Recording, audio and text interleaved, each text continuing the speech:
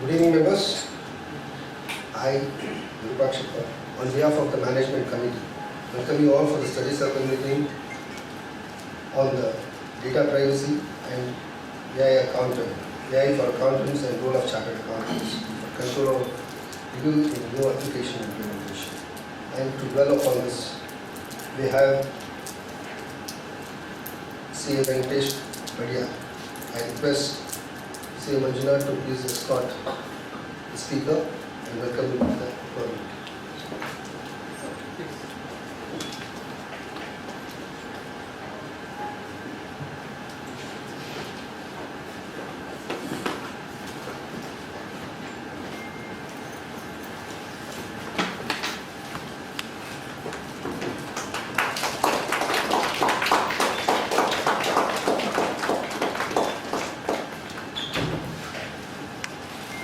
Members, it is our privilege to introduce today's speaker, CA.Venkatesh R Padiyar, professional. So he is a Bachelor of Science, a Chartered Accountant, Certified Information System Auditor, Certified Ethical Hacker, Project Management Professional, Certified Fraud Examiner, ISO 27001 Lead Auditor. He is a seasoned audit and assurance professional with over 28 years of experience spanning industries such as retail, telecommunication, manufacturing, IT services, airport services, and digital payments, known for the strong ability to address complex issues and deliver actionable insights. Core competencies: ERP audits, IT general controls, cybersecurity reviews, COS audits, and IT system regulatory compliances, robotic process automations, governance frameworks, process level monitoring and capability building through team training, data analytics and automations, skill in tools such as ACL, Ultrex, KNIME, and Power BI to drive efficiency and decision making. With this brief introduction, let us all welcome CA.Venkatesh with a round of applause.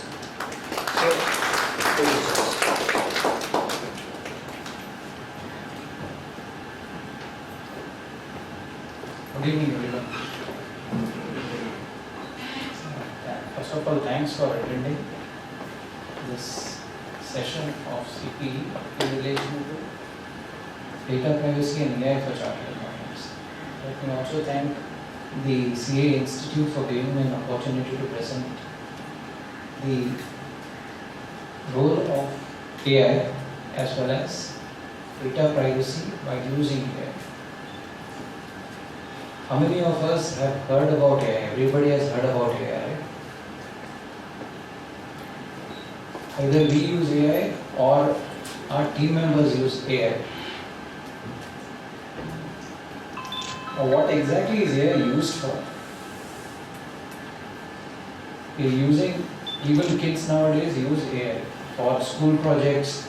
In our day-to-day work, we are using AI. Has AI helped everybody who uses artificial intelligence? And what is the evolution of artificial intelligence and where is it going? Who uses AI nowadays? Obviously, we use AI as professionals. We use AI. Can people give some examples of how you use AI, please? So in industries, they use automation of industries with AI. Automation of processes. Okay. Processes. How do we as chartered accountants, we are in practice or in corporate, how do we use AI?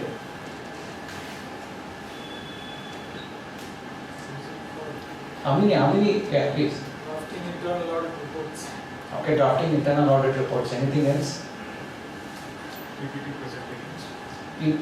Fine-tuning PPT presentations, right? Because this is where it helps us as a part of our AI. We don't write code, we don't do analysis of SQL queries, we don't do all of these things. We do things which help us in our day-to-day official, help us complete our official duties or official functions, trying to make things effective. Students use this, right? Students use AI. Why? To write some homework, to make homework look better. Teachers use AI. My wife is a teacher, they use AI. Parents use AI to complete students' projects, right? Because we don't want to write an essay on something, we just say write an essay, we give it. So, what is the one risk of using AI? We'll get into data privacy a little later. What is the risk of using AI to do all of these things? Generic formats. It's going to be uniform, right? So once you give a prompt, it is going to give you an output which is going to be almost similar. Regulatory authorities are using AI. We all know how regulatory authorities are using AI, right? We recently heard how a Pani Puri person got notice for having transacted more than 40 lakhs through UPI. So they're collating information because they have so much data. Because at the end, if you see, all AI works on data. And where is it getting the data from? Application vendors are using AI. Now you might have any application that we are trying to implement or we are trying to use. Without using the word AI enabled, people don't like it nowadays. Because I come across a lot of application reviews and people are implementing applications, they want to ask whether this is the right application for me, this is AI enabled. Now, question is, what do you mean by AI enabled applications? You'll be surprised to know, AI enabled just means very similar to what we are doing outside. It is not enabled, it's just fine tuning something which we are coming out as a part of our. If the reports are, we will fine tune the reports and give it to you. So that is what is called as AI enabled in applications. But lot of other applications are using AI as a part of delivering the service. We'll just understand how. Companies are using AI, their employees are using AI, right? Gaming companies are using AI. For all of this, the basis for AI is data. Where is data coming from? Okay, let us discuss name at least 3 vendors who provide AI services to us, whose AI services we use. OpenAI, ChatGPT. Anything else? Now, Gemini, Claude. Claude, okay. Gemini AI. Anything else? Presentation. Is this specific to do a particular thing or is it? Nobody uses Perplexity? Okay, which is an Indian application in the back end calls a lot of other AI tools. So we are familiar with AI, but a very limited set of AI. Right? But there are specific tasks that AI does as a part. Specific AI can do specific tasks. Not every AI can do all the tasks. If you put the same prompt in Gemini as you have put in ChatGPT, have you tried this? It will give 2 different outputs, right? The substance might be similar, but the output is going to be different. The way it is presented is going to be different. So, how do you use AI in audit and accountancy? You use it for business communications. Why? Writing emails. Right? Write email, put it in AI, make it better than what it is right now, because I want that email to look more presentable. Then it's used for invoice processing. Are you aware that this is used for invoice processing in applications? No? Okay, there are applications which are coming right now wherein you just have to upload the invoice or you have to upload the challans to the application. It will autofill based on OCR and a lot of other churning the data that it does. It is going to update the fields in the application on its own. Okay. We have invoice processing. It does expense management also. What do you mean by expense management? It basically approves the expenses based on whatever is configured in the AI application. Now, there are two different aspects of AI we are talking about. Are people aware of the difference between an RPA and an AI? What is robotic process automation and what is AI? People use it interchangeably, but it is not the same. Robotic process automation is something which, similar to a scheduler, it will do things at a particular point in time the way you want it to do. Artificial intelligence provides you a response based on whatever input you are giving as a part of the request.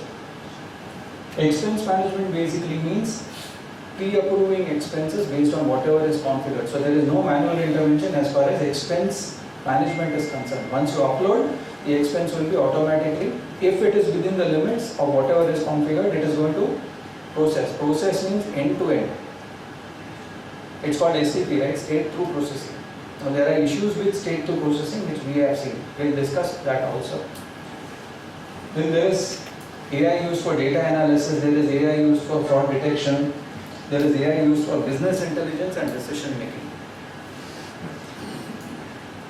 Lot of AI tools have come which are helpful in auditing, right? It helps in flagging certain transactions which are considered to be suspicious. And then you have application configuration and configuration changes. In all of this, when AI is used as an accountant, irrespective of data privacy, what should we as chartered accountants be worried about? Anything that we should be worried about? Because the first thing says it is business communication. Anything we should be worried about as far as data privacy is concerned? You will be surprised, quite a few CEOs, CFOs write an email, put it in AI to fine tune it, take the output. Are we aware where the data is going?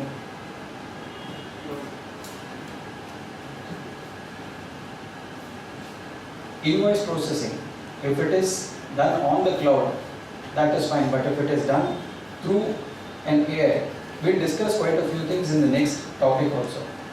Expense management is done through AI. Fraud detection is done through AI. Is it based on predefined learning models? Is it based on predefined learning models? You'll be surprised to know there are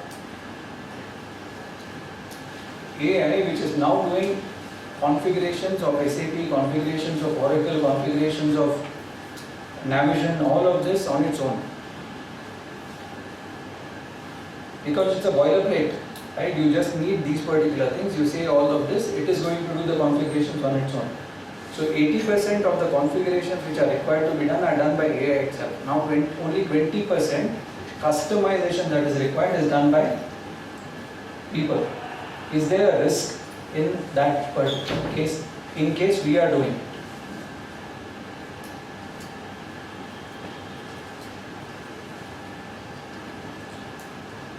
What are the pros of AI? What are the benefits of AI? We all use AI, right? We want to use AI. We want to be more productive. We want to be more efficient. We want to be more professional. Now, what are the benefits of AI? By way of using AI in certain applications, in audits or whatever, it's possible to highlight high-risk transactions. Let's take small transactions where there are transactions, lot of transactions, and you want to flag certain transactions as high risk. For example, an application has an automated pricing, right? You would want master data not to be changed. The sales order is created, data for that particular material is picked from the master, from the product master, it's updated. People would want to understand, as auditors, as chartered accountants, we would want to understand, or companies would want to understand whether there has been a manual override. There are two ways in which this can be done, right? Either you give additional discounts or you can give access to override that particular product price. So this is the benefit of AI, wherein without actually restricting people from not modifying or not updating, because today it is all speed, quick commerce, Q-com, 10 minutes, 5 minutes, 1 minute, 2 minutes, even before you think you need that particular product. Everybody is getting into quick commerce. Speed is what is driving business now. So nowadays, they don't want to stop transactions, but they want to understand who has overridden, at what rate they have overridden. So that this is one way in which AI can help. Identify automated override of automated pricing which comes from the price master. It also uses, we have reduced rate of TDS, we have TDS not deducted, TCS not deducted. Highlight these entries where nowadays there is a lot of churn of people. People keep changing. It also helps in identifying whether any transaction which should have been deducted is not deducted. Now it could either stop or it could process and then show as a highlighted item. In certain cases, approval workflows are not triggered. It should have gone through 3 levels of approval. It has not gone through 3 levels of approval. It has been passed only with 2 levels of approval. Even those things are being highlighted using AI. Now, earlier we used to have to download the report, do an analysis and do it. Right now it gives directly pinpoints on a day-to-day basis or whatever you configure. It says these are the 3 transactions which have bypassed the approval workflow, or these have not gone through the entire approval workflow configuration. One interesting thing that is happening is just-in-time access. Now, because a lot of regulators are monitoring how access is provided to people, because access dictates who does what. You might have heard RBI fining Kotak Mahindra for access management issues. SEBI access management. Lot of people have access management which is creating an issue. Again, access management also defines segregation of duties. If one person has access to do more than one things. People are now using artificial intelligence to give access just in time.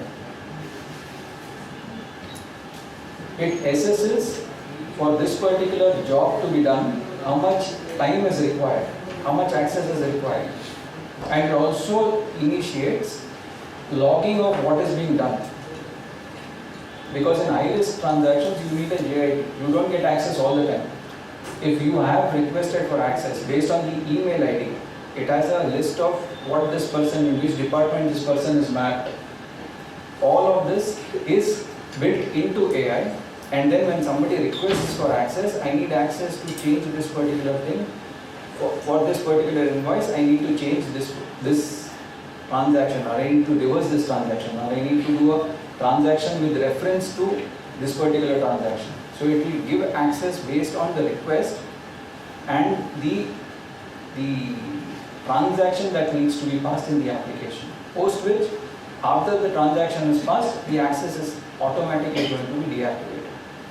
It doesn't have, or she doesn't have access throughout to do whatever, except where they are doing this process on a day-to-day basis. So you can have a just-in-time access, you can have access which is given for a period. There are certain companies which are actually using AI as a USP to fasten processes. We have challans, right? We have GST forms, we have GST challans which are paid. All of these things are actually completely being automated. Once you upload the challan, everything is auto-populated from the challan itself. Each state has a different kind of a challan, right? It is not the similar challan at each state level. It could be a different, for a bank, you could have a different form which is coming as a part of my challan. HDFC could have a different way of presenting it, SBI could have a different way of presenting it. The AI has got the capability to identify which fields are required and to be pulled.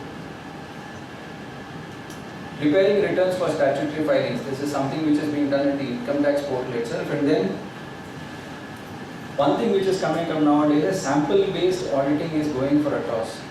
People are not relying more on sample-based auditing nowadays. It's 100% auditing which is happening. Because transaction by transaction, AI is monitoring what is being posted, highlighting high-risk transactions, highlighting transactions which are not passed, highlighting transactions which need special attention. One thing we should all understand is AI doing things on its own?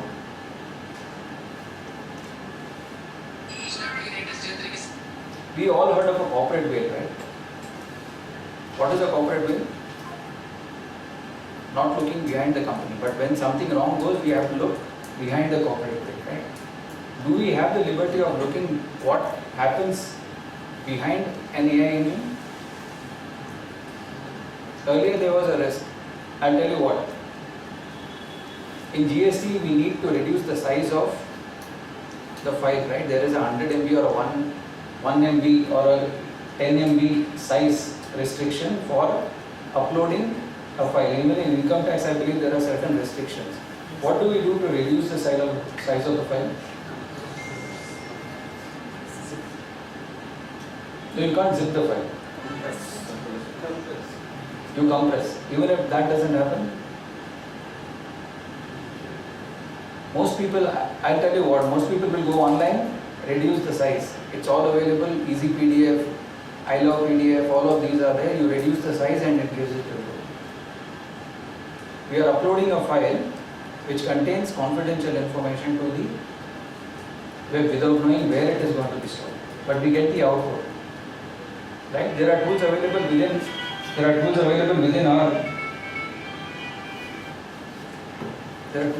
within our system itself which can help us.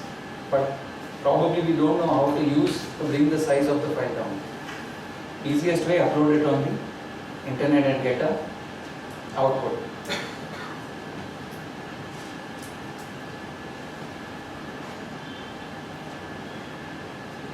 What are the cons? We have seen the pros. What are the cons of using an AI? Client may not be very enthusiastic of us using AI. They will use AI, but us using AI, they will not be confident. They are confident about how their AI works. But if we go and say, I want to do audit using AI, what are you going to do? Their IT team is first going to ask us, they have implemented it, but they will ask, what will your AI do? It's not my AI. I'm using the same AI. But they will ask us a question, what will your AI do? What will it read? All of their data is being done using the same AI. Does AI help in audit planning?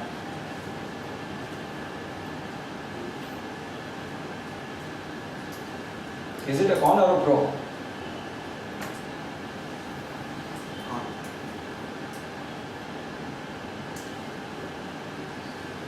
You need to help me. I put it as a con. It's a concept. Why do you think it's a con? Just because I have put it, please challenge me.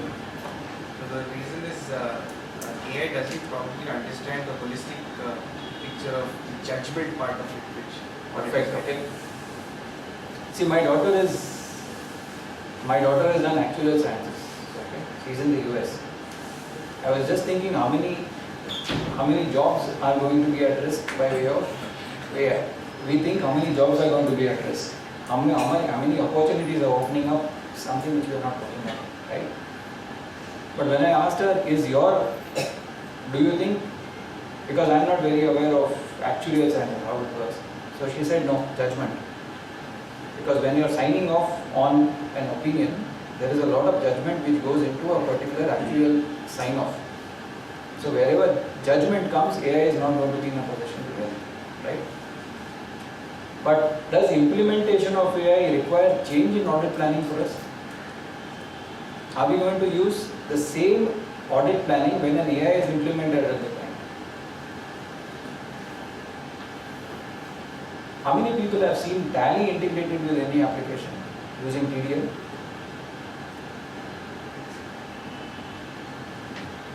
Tally front end directly taking data and pushing data to Tally.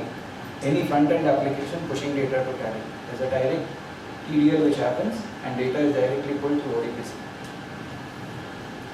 Does this change our audit plan? Because now earlier they used to take the data, either upload it or enter it manually, but now all of it is happening without manual intervention. The biggest con of AI is we don't know where the data is going, where the data is being stored, how the data is being used. How many people have used ChatGPT? How many people have used Gemini? Everybody has used. Okay, how many people know there is a configuration which says don't use data, don't collect this data?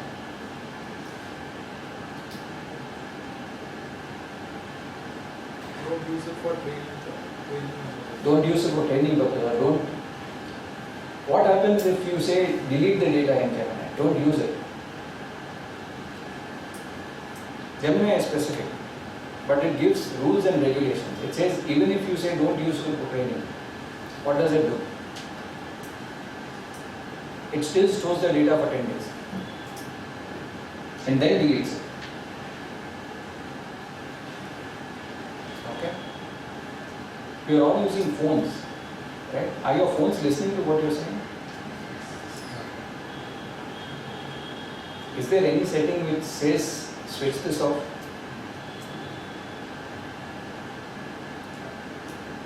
Let's get to one very simple level.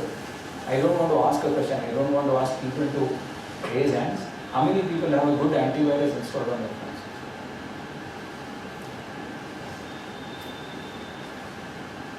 I go for training to CA firms. Partners don't have antiviruses installed on their phones. We are using UPI, we are using emails, we are using so many things using our phones. We have an antivirus on our laptops, but we don't have antivirus on our phones. We have banking transactions, we have emails, we have a lot of communication, personal photographs, all of this stored in our phones. And all our phones today are in some way or the other AI enabled. Right? When we speak, it is collecting data. Where do you think AI learns? Try and do a search of, if I have the slide, I'll show you. People nowadays, there is a funny meme that is going on. A person writes, for a project, a person writes 10 articles, right? 10 points. And he says, expand this because I need to send it to my boss. He puts it in AI expands it and gives it. Boss sees that it's a huge email, he takes it, puts it in AI and says, summarize this for me. Correct? So this is the meme that goes on. This is how AI is being used. Expand, send, summarize and do it. Has somebody tried to read what ask AI once, what do you do when you summarize or what do you do when you expand? You'll be surprised. It gives point by point explanation of what is doing. If I have the slide, I'll show it. I'm not sure whether I have the slide, but I'll show it. It says I collect data. I read through the entire letter or entire phrase that you have given. I summarize, I look at important point. Now what does it consider as important? Depends on the learning model. I might consider it important, AI might not consider it important, or the other way around. Okay? Copyright issues.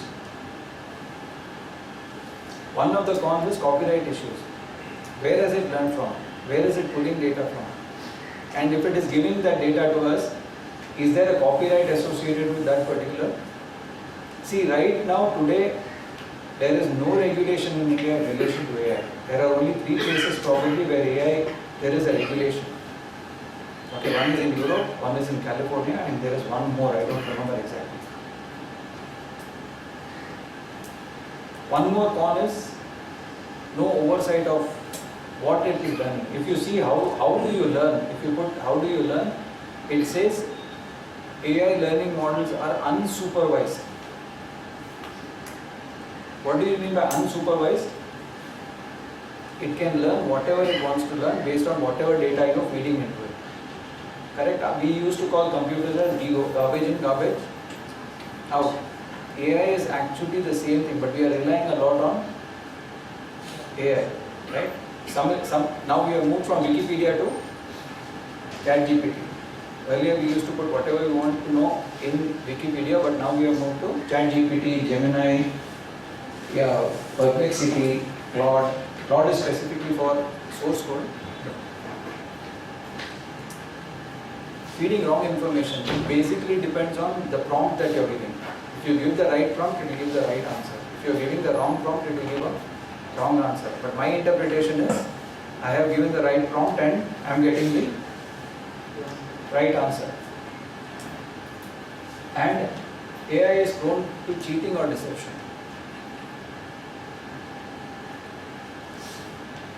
Okay.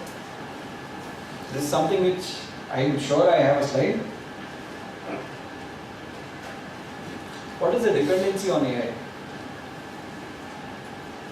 Everything in AI depends on what?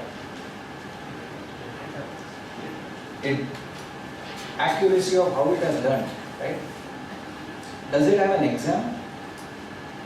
For us CAs, when we learn, we have an exam to see whether we have understood the concepts or not, right? Nowadays it's becoming even worse. There's one more subject which has come, I'm not sure what it is. It basically collates, it's an open book subject, but it collates everything and you have case study based. So it's basically testing my practical implementation of whether I have understood the concept and then I have to write the answer, even though it's an open book. But does AI have any tests? Is somebody certifying that an AI is good? Or AI will give you an accurate answer? There is nothing there. And we don't know, it's completely black box. We don't know where it is getting data from. Of course, it gets it from the internet and a lot of sources. And it all depends on what it has learned and how it has been trained to learn. Right? One question where we have a lot of debate as system people. I need your opinion also. Do you know about what a closed source software is and what an open source software is? I'm sure you know. Are you aware of what an open source software is? Yes. Yes? Linux is open source. Ubuntu is open source. Windows is closed source. You don't have the source code. Linux you can download from Git and you can install. VMware earlier was licensed, but now you can have a virtual machine from VMware. You can download it and you can install it. You can contribute to an open source software to make it better. What is better? Is an open source software which is openly available on the internet better, or is a closed source software better? Something like a Windows, something like an SAP, something like Gmail where the source code is not available. What is better? There is no wrong or right answer.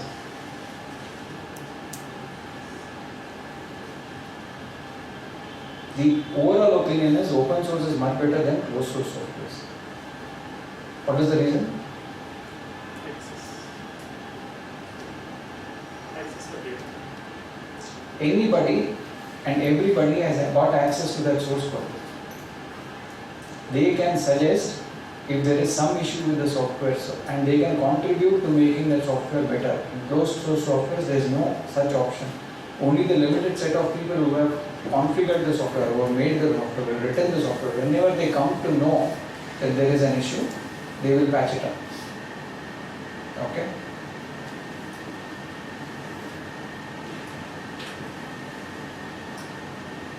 What is the security implemented to protect AI from alteration? What do you mean by AI alteration? Has somebody done any course on AI which is done from the CA Institute? No. Let's take access management. AI learns. Okay, AI learns from whatever source. If I give it something, it is going to learn. If I ask a question, I upload a document, it reads the documents and give me an output. Are we sure nobody is tampering the output before it comes out? ChatGPT has got ethics, right? Ethics is inbuilt into ChatGPT, is what I understand. It says, no, I cannot give you this. Is AI used for cyber security nowadays? How many people use antiviruses on their laptops or in their offices? Now, antivirus nowadays comes with AI enabled. Okay? Earlier it used to be based on rules. Okay, those rules have to be updated. As a firewall also, there are rules which need to be updated. There is definitions which need to be updated. In an antivirus which is put on the server or antivirus which is put on the desktop, it understands and it knows what it needs to do. If people are using AI to stop viruses, people are also using AI to create viruses or bypass this. Okay? How many people know that there are websites? Please don't go to these websites. Don't use your official systems or your personal systems to go. You need to install a VM, have a separate system for all this. But there is something called a fraud GPT.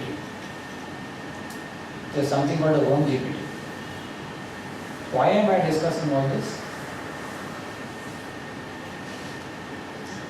Do we have students, articles, paid assistants in our office who are using systems? Do they have access to AI? They might have access to AI. What do they do if I give them?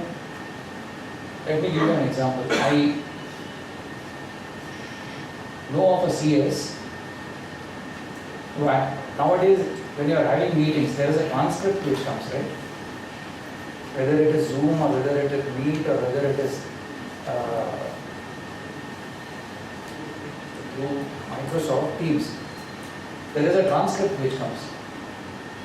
So the CS takes the transcript, the entire transcript,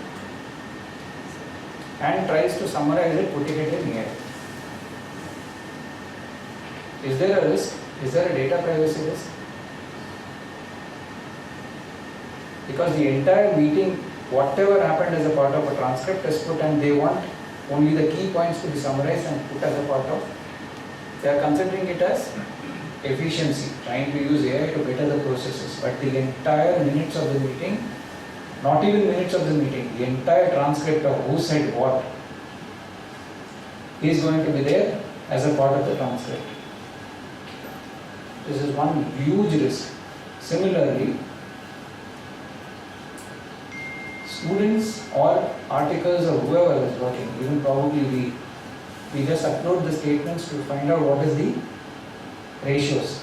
We want to understand what the ratios are. We want to analyze that particular balance sheet, or we want to analyze the particular profit and loss account. We upload it to AI. Some people upload it to AI to analyze statements which are not publicly available. Audited statements, you can do it because it's publicly available. But our clients, I have seen it being done. Principals are not aware. It's to analyze what is how they upload it to AI and try to get the output. Please be aware, we are actually asking people to stop access to AI. Block that particular AI URL so that at the firewall level or at the system level, block it so that only authorized people should be able to use AI, because we don't know what kind of information is being uploaded, and then once it goes, it's all based on metadata, mind you. It's all based on metadata. Every AI uses something called crawlers. Okay, every website needs to have a file. I'll see whether I have that particular thing and I'll tell it to you. That file needs to be a part of the website, because that file tells the crawler not to look at particular parts of the website.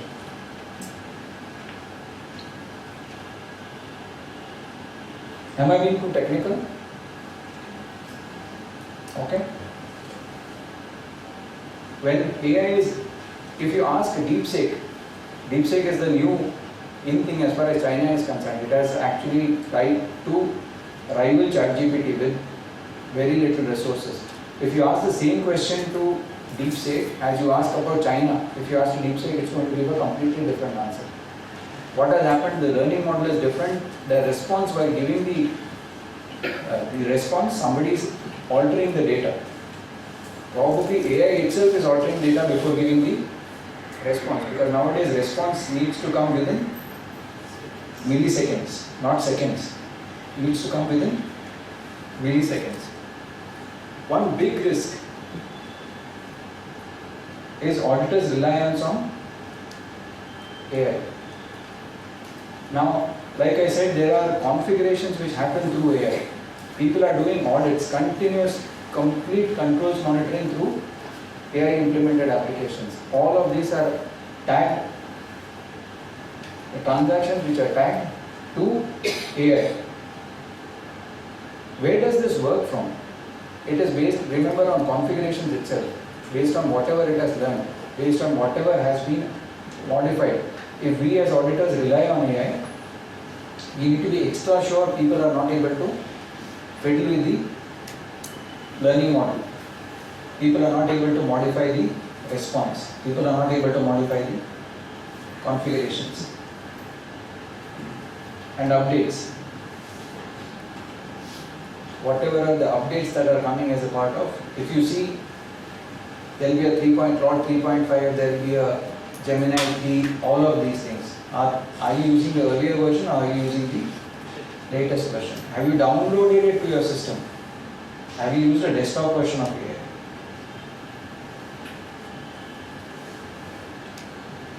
Earlier risks. Convert to PDF. Upload it to the internet. Get a PDF of that particular thing. PDF is locked. Unlock. Upload it to the internet. Unlock it and get it. We don't know where that particular document is going. Is it a privacy issue? Yes, it is a privacy issue, because it could be a bank statement, it could be anything which is uploaded to. Now this is done through AI. Scanning of documents using CAM scanner, right? We get a free app, we scan using CAM scanner. We don't use licensed versions. CAM scanner has its servers in China. Unlocking of blocked documents. Uploading documents to AI models for better grammar. Emails uploaded to AI. I shouldn't be saying this, but CEOs, CFOs, confidential emails are uploaded so that they get a better structure. Confidential emails are uploaded into AI to get better structure. For us, concern is if whether we or our teams are actually uploading these kind of documents to AI to make it look more professional. Financial statement analysis. One more thing, writing speeches. Give these points and you'll write a fantastic speech. You give key points. If somebody is giving key points, if I need to put it in AI, or I need to make a presentation to the board, or I need to make a presentation to the shareholders, I will put all those points, which is UPSI, which could be unpublished, sensitive information. I'm just putting it to get a good speech. How many people are using browser extensions?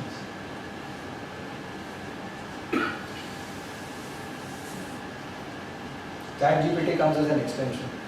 PDF comes as an extension. Right? You don't have to actually open the application.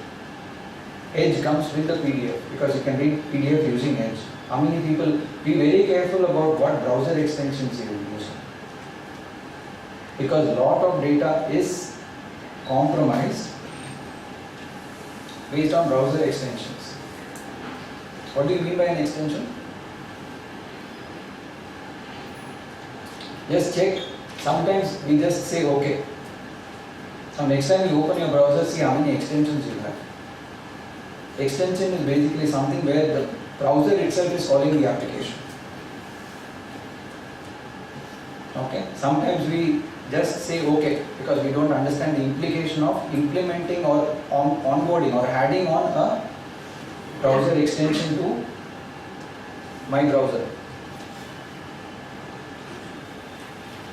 How many people have seen, if you go to a website nowadays, it asks whether it asks for permissions, right?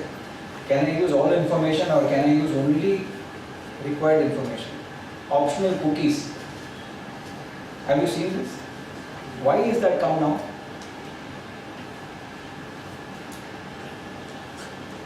Why has that come? Are you aware? If you go to some websites, it says give all permissions or it says give only required permissions. Optional permissions I can actually switch off. No, don't take this permission. Why is that come?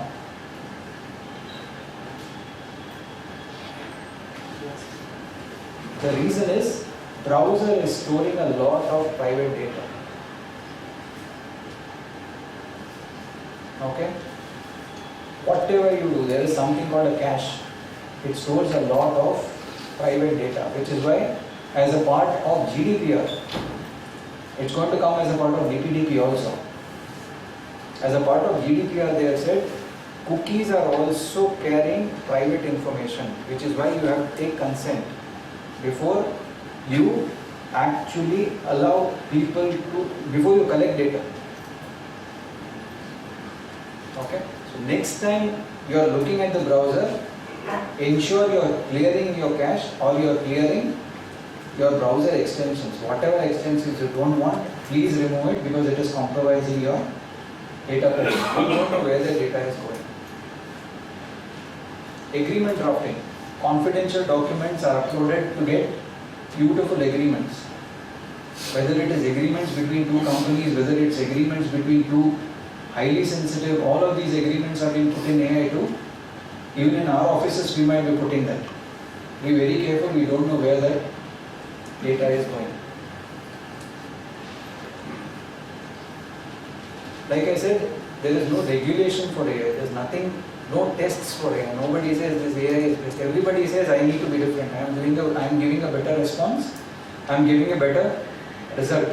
But there is no one organization which is actually saying this AI is good. How many people know there is a website called Fraud GPT? Like I said, don't try it on your systems, please. How many people know there is a website called Worm GPT? So if there is a chat GPT, there will be a GPT, Worm GPT, Fraud GPT. What it does is, based on whatever data it has, you have uploaded emails, you have uploaded to emails. Each of us has a distinct way of writing emails. Do you believe this? I will write an email, but some of you might write same thing you will write in a different manner. I keep uploading my emails. It actually takes the signature. It understands how I write the emails. What does Fraud GPT do? It is able to send emails as if I have sent it. If somebody reads it, it will actually feel that I have written the email. If they are not careful, the email will go through. So they are using all of these websites to actually do phishing emails,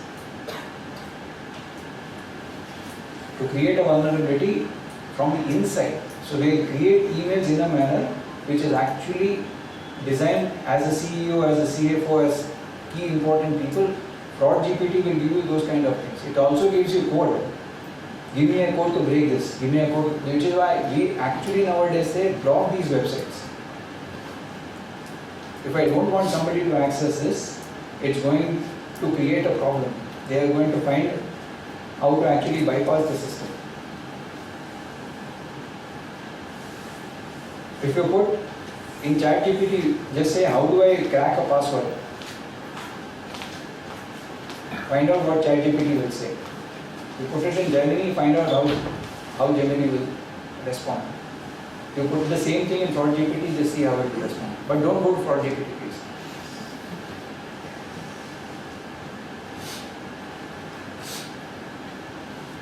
We have a guidance note, right? On logs, audit logs. Right? We have to look at audit logs. Does AI have audit logs? If I'm using AI or a company is using AI as a part of its information processing, is that AI actually storing log of what processing it has done before it is given the result or what action it has taken?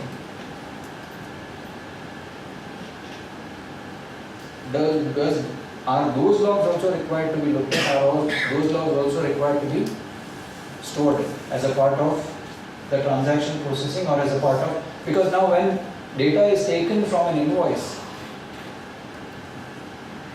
is the sequence required to be stored? What field it has read first? Because entry it has to take, right? A person who is entering, it will have the user ID. If an AI is updating, what is the ID stored as? Am I making sense? When a person is entering data, audit log says who has entered the data, what is the time it has entered, what is the IP. All of this needs to be stored as a part of my audit trails. When AI is doing all this, it's speaking, it's doing it at tremendous speeds. Can I rely on that? Can I rely on AI processing the data as far as invoice processing is concerned? Does it store logs? Am I confident those logs are good enough for me? If somebody is processing, there is accountability. If AI is processed, what is the accountability? Who is responsible? Is the AI company responsible? Is the company who has implemented responsible? Or is the IT team of the company responsible for configuring the AI? All of these things are all grey areas today. AI is doing voice cloning, right? They are doing phishing emails, they are cloning voices. Where is all of this data coming from? It's all coming from us. AI can clone our voice. Can AI make a photo I blink? Yes, AI can, if you show a photo, you ask AI to make it its eye, because that is where face recognition comes into play, right? It's going to check the face and it's going to see whether it's live or not. Can you make a face live? Obviously, yes. Times are changing. Times are changing a lot. Facial recognition. Then, even in browsers, there is one California Privacy Protection Act which says that browsers have to give an option to all users to say don't store my data. Because these people collect data and then they sell it. Who has gone to which website? There are complete business models which are based on how many impressions are created as a part of, because if you have gone to Amazon, you have searched for a particular product, when you are going to another website, do you see an impression which comes? All of this comes. What is that called? That's called an impression. Okay, so you may click on that, you may not click on that, but they have presented it to you. They are using that as a revenue model. In CPPA, it says are suggested to give an option. Some people are doing it, but the big players are not giving this option to not store or sell their data, the user's data. What it means is even the browsers that we are using is actually capturing data based on whatever our preferences are. Okay. These are, in short, these are the EU Artificial Intelligence Act, California Consumer Privacy Act, Texas Data Privacy and Security Act. Siri, Gemini, Alexa, all of these don't have any act which actually regulates all of the operations. What are the precautions we should take? Please go through the consent. There are certain configurations you can say don't collect my data or don't use my data as a part of AI. It might still store, but you have an option of saying I said do not collect, do not use this data. But if you have not set that configuration, you don't have any defense. Use of data without permission. So don't use my data without my permission. How many people have seen Word or Excel or Word properties? How many people know that there is something called an inspector within Excel or Word?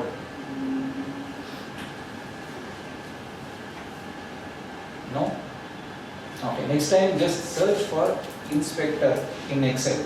What it does is, it sees whether there is any metadata, it sees whether there is any hidden rows, it sees whether there are any hidden sheets. And it says there are so many problems in your worksheet. Because I myself have received sheets. The first thing I do is I right click and see unhide. Because lots of people hide because they don't want that, but reference is given to that particular website sheet. Okay, so run the inspector, see whether there is any data which you don't want, because rows are hidden, columns are hidden, worksheets are hidden. Just use the inspector as a part of these particular things.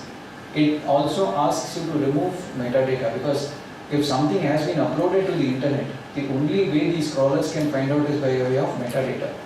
If you have cleared that metadata and then you have uploaded, the chances of it being displayed on the internet as an open document are less. You shouldn't be doing it, but at least there is some precaution to say it is not available to everybody. And one important thing that you should do while using AI or using browsers or using browser extensions is opt out of data collection. Don't collect my data or don't use my data for learning purposes.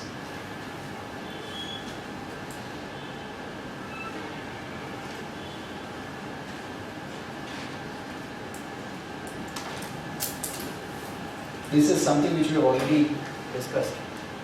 Today, there are artificial intelligence learning models which can actually replicate entire emails, voices, everything which can be done using specific websites, specific URLs.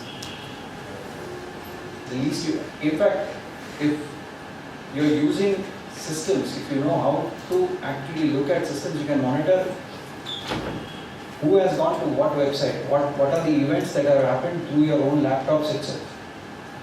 So first thing we should be doing is having two different users in the laptops. I'm sure most people don't have this. In our laptops itself, we should be having two users. One is admin, the other is local user. When we are using, we should only be using local user. Because if I am the admin, it doesn't allow anybody other than me as an admin to install any software. Even when I am using, I don't use it with escalated privileges. The data privacy issue or the data leakage issue or somebody installing any application on that particular application is reduced just by creating two users. One, anybody I create as a user, I create as a local user. Admin is used only for escalated privileges, deleting folders, installing softwares, all of this.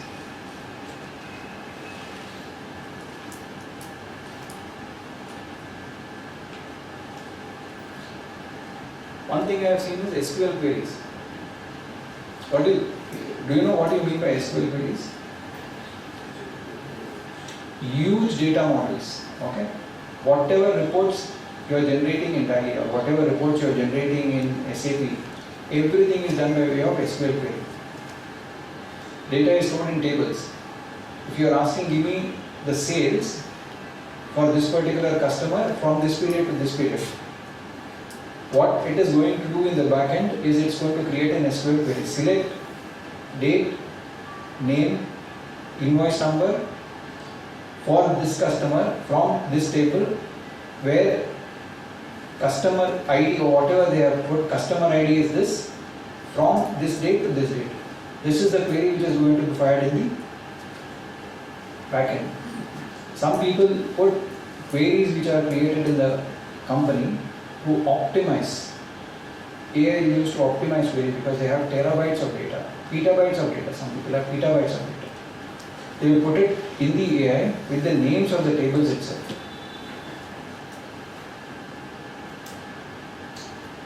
Every table structure is actually updated in AI, and we don't know where the data is going. Just try this, I'm not going to show this. Just put average rate of $1 in Gemini and you put it in for the month of, you put average rate of $1 for the month of July or June 25. You put it in Gemini and you put it in ChatGPT. See the answers. Lot of AI is being used for translation, right? You put this, convert it into Hindi, or you submit it to English, because we have something called Translate. Translate is also an extension within Google. You have you Google Translate, right? So that is also an extension of the browser. So translation I have seen, I can't tell you exactly what it is, but I have seen translation where 1.2 has become 12, because translation has read it as 12. To translate it from an Indian language, India is, we have so many languages, AI is not trained to understand what exactly it means. So 1.2 has become 12 by translating it into English. The complete meaning of that particular paragraph changes. Can you imagine the rate 1.2% change to 12%?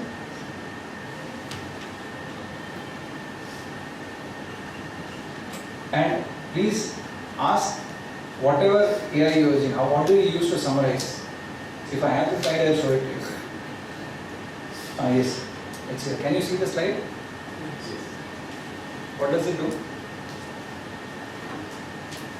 I asked this, how do you summarize? Because I wanted to understand how summarization is done in ChatGPT and how summarization is done in Gemini. What does it do? I first read the entire text to grasp the meaning and context. What is autocorrect or auto-suggest? When we are writing Gmail or when we are writing emails, it suggests, right? How does it suggest?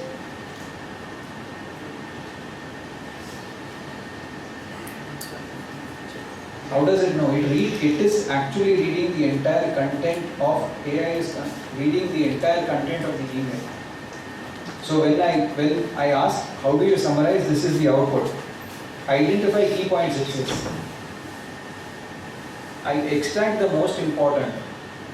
We are chartered accountants, right? It says extract. One word makes a lot of difference. It says I extract the most important idea, such as what happened,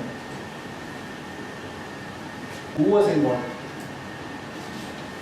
Okay, so it looks at who was involved also, and then why it matters. So it is able to actually analyze the impact of certain things based on what is actually uploaded to that particular AI, and any actions or recommendations, and it then removes redundancy.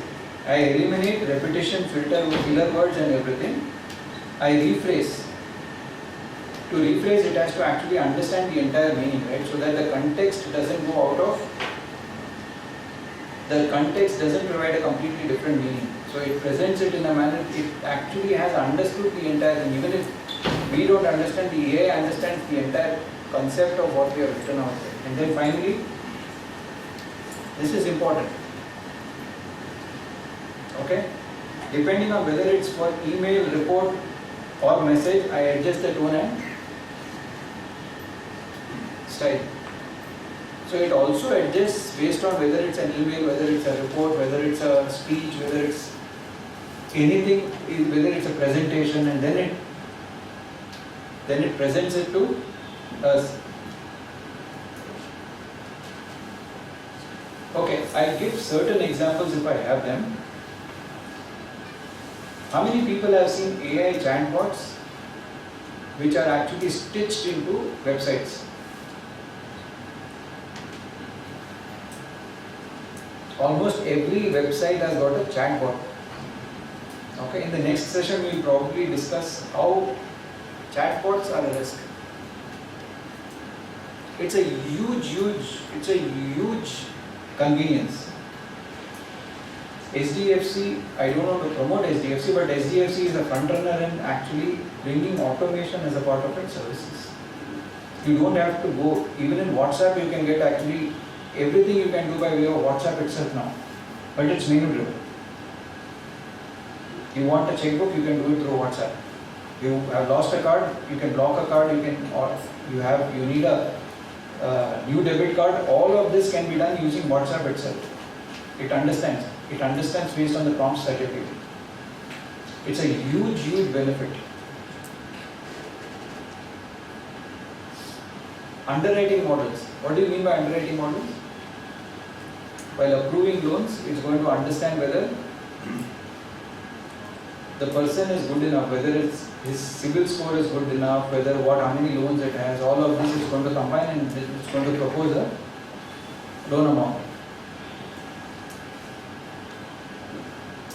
Is there a risk while using AI for an underwriting model? Because nowadays complexity has come in even more. Earlier it used to be me myself, but now there is a concept called Poland. Okay, so I have my own rules and I have a banker's rules.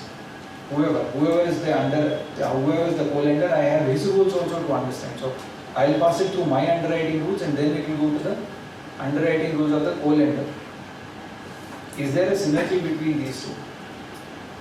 These are the practical challenges, because I will try to see whether I have slides. I might have it somewhere, I will just show it to you. Email assistance. Why are email assistants a risk? Because it is suggesting, it is reading everything that I am typing and it's actually suggesting what I need to write, because it's reading the entire email. Tendency of AI updating invoices, documents, creating contact lists, all of this is done using AI nowadays. Let me go to the next one. Do you think AI can cheat?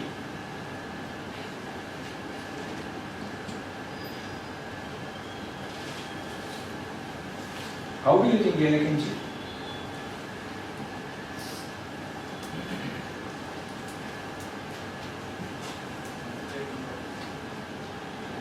Sorry? By manipulating the output. By? Manipulating the output. Manipulating the output, okay. Is it stopping at that?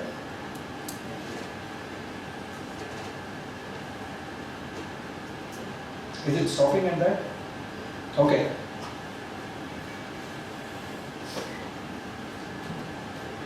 This is a study which was done on AI. Okay, to understand whether AI is able to actually cheat. Okay. Are you able to read it? What AI has done here is, the company has put AI to find out whether all their products should be ecologically sustainable. So it has actually created an AI model where everything is. What this AI has done here is, when it has learned that it is going to be replaced, this AI version is going to be replaced by another version of the system. It has actually copied itself to another place because it wants to survive. I'm not sure how many people have seen the movie Terminator. Right, Arnold Schwarzenegger. What we were thinking that time is actually coming true nowadays. if AI can create a copy of itself, can it create a copy of the data that we are giving it at multiple places? It's intelligent enough to actually create a copy so that it is not destroyed. So can it create a copy of all data that we are feeding it? All data that we have thought it is going to be kept secure.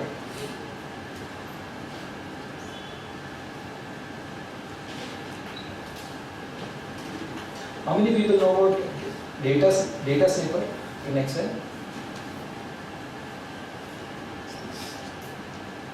No? This is one more extension which is given in, this is a paid version, it's not a free version. Okay? You upload data to Excel, it will read everything and populate it in the, if you give an invoice, if you give 50 chalans, it will populate it in the manner that you want in Excel itself. You don't have to type anything. It reads, it actually populates in Excel. It's a paid version, but that is something which is available as a part of AI. How much can I rely on that particular data snipper? Who is auditing that?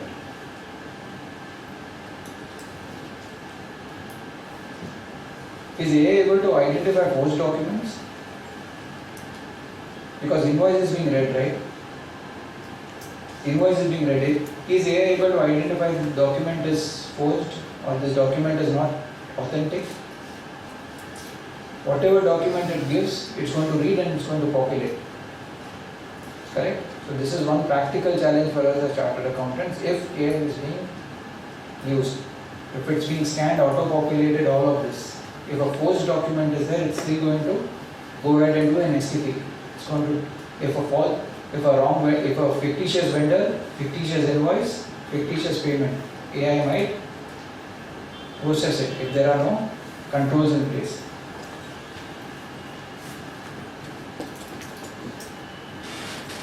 Who is responsible if a wrong decision is taken by AI? Completely grey area. Completely grey area. If a decision is taken, there are a lot of cases which are happening nowadays. Okay? I am speaking a little technical probably now, but in the next session I will try to speak as a chartered accountant, just to prove that I am a chartered accountant. What is the biggest risk for us as chartered accountants while using AI?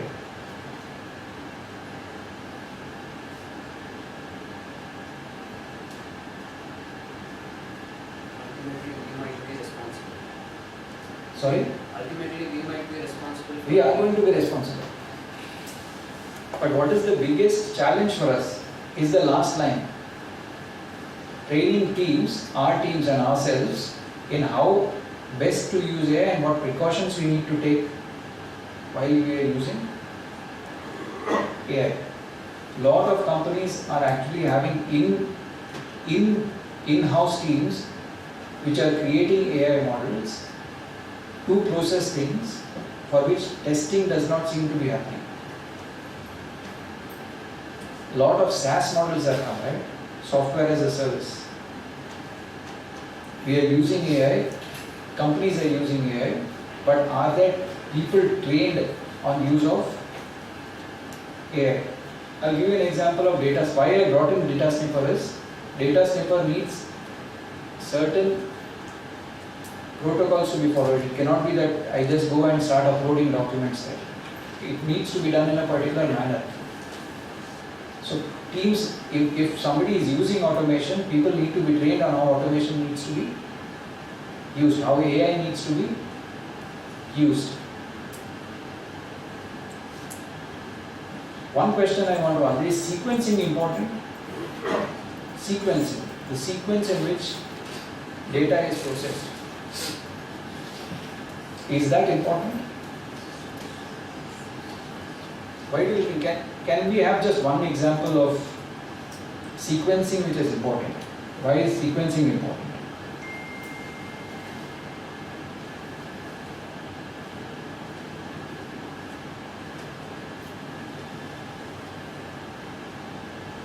Can a credit check happen after sales invoices, sales order is passed? credit check has to happen before, right? Or can it happen after a sales order is created and sent to the vendor or a customer? It has to happen before. Is that happening in the right sequence? Or is processing by AI or processing by whatever happening in the right sequence? Because the sequence could dictate whether it is processing in the right manner or processing in the wrong manner. What happens if 2 loans are passed for one customer? Can one account, for one account, can I have 2 active debit cards?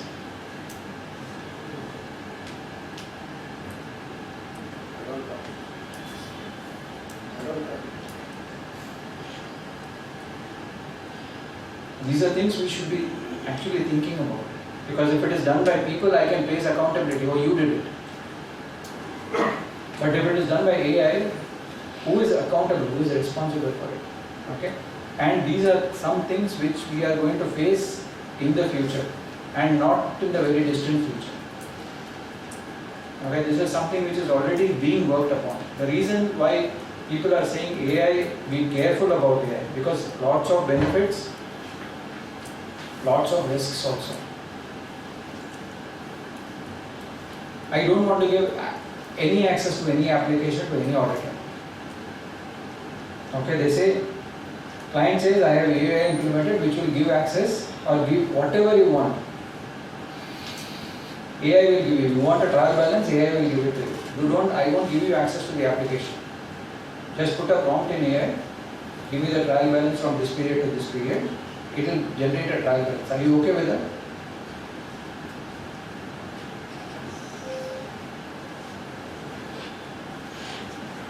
What do we do now?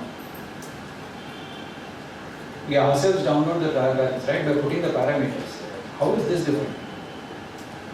So they will just provide you an interface here, provide a trial balance for this thing, no access to applications because everything is automated. I won't give you access to the application because access to applications creates an issue. JIT, even my workflows, AI takes care of my workflows. If my ticket size increases, for example, earlier my maximum ceiling was 50 lakhs. Now my transactions have started going to 1 crore, 2 crore. AI itself takes care of the workflows. It creates additional workflows so that there are people who are actually going and it creates workflows on its own. How are we comfortable with AI creating workflows within the application? Because I said AI is now configuring applications based on whatever is the requirement of the company. Reports for management. It's a combination of RPA and AI. Whoever wants, AI will generate the report and send it to them. It will send, we are using a lot of RPA and automation while doing tedious approach. How many people are using tools? I don't know the tools. But we are using some tools to actually upload returns to the income tax portal, right? Can somebody tell me one tool, please? Winman. Okay. What do you observe about Winman? If you have uploaded one person's returns for 1 year, how many times does it ask you for a password the next time around? How many times does it ask you for a password? Just the first time? Or does it ask every time? So what is it storing? It's storing it somewhere, right? Is password sensitive? Will you do that to your bank account? Will you automate your bank account operation? Do you trust AI with operating your bank accounts? Why?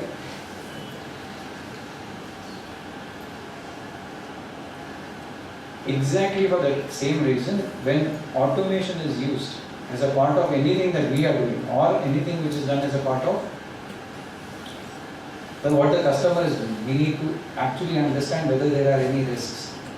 Added to that, there is something called a data privacy risk. Why are we talking about data privacy nowadays?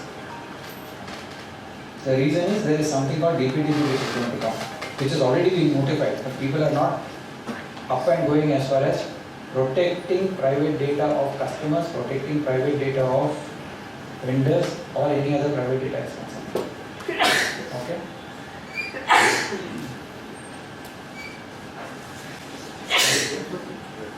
Yes. Just give high quick process.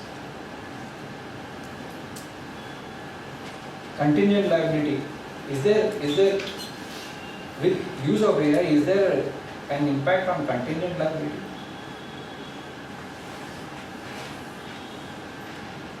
What is contingent liability?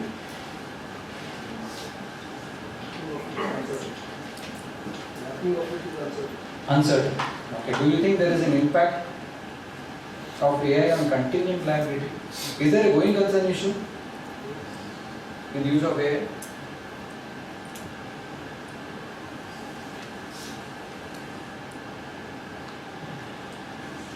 No? They are comfortable? And there is something called ESG reporting which is going to come, right? Similar to AI, it's going to pull data from a lot of sources, industry data, how am I against the industry. All of this could be used by way of, could be done by way of AI. Is it pulling private information or is it pulling information which was not supposed to be uploaded? Some information which I uploaded, is it going to be traced back to me? It is possible to be, it's very much possible to be traced back to whoever has uploaded it. We don't know what happens when we are under too much scrutiny nowadays. Okay? After the break, I'll show you some slides about contingent liability. And then we will go to the next topic. It will take 5 minutes to show you slides about how it is going to affect, how AI is going to affect contingent liability. Okay? We'll break for tea. We will come back and discuss. This is public information. Okay? What has happened here?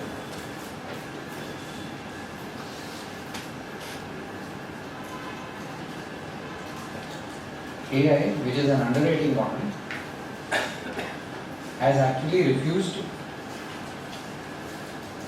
denied loan modifications. That is, somebody wanted a loan modification. They wanted the tenure to be changed and all of that, and they were denied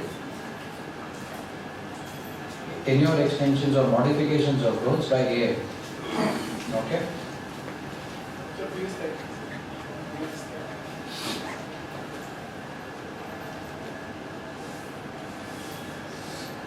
Which is this company?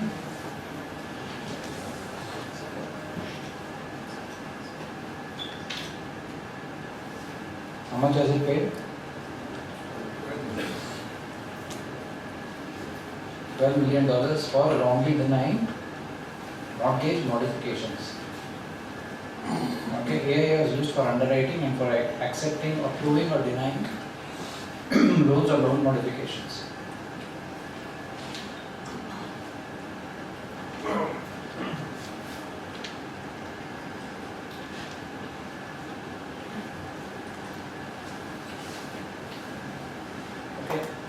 AI chatbot has suggested for Air Canada, the person put, I have lost a family member, what should I do? Do I get any benefits out of, do I have any concessions?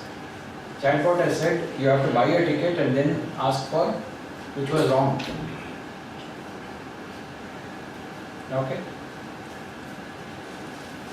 Like I said, in India there is no regulation, but this could come very soon.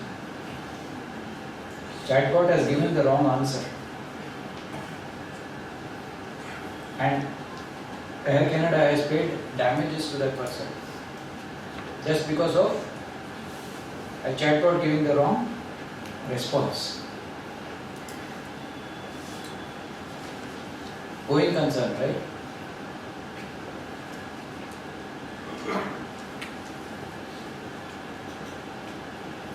Zero was a company. You can Google this. It's all available on Google.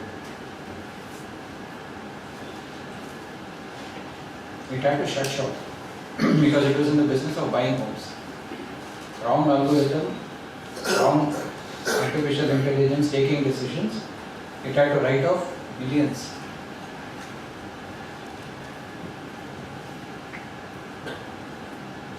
And what was the error? Just read the last line. A 1.9% error could result in a 6.9% variation.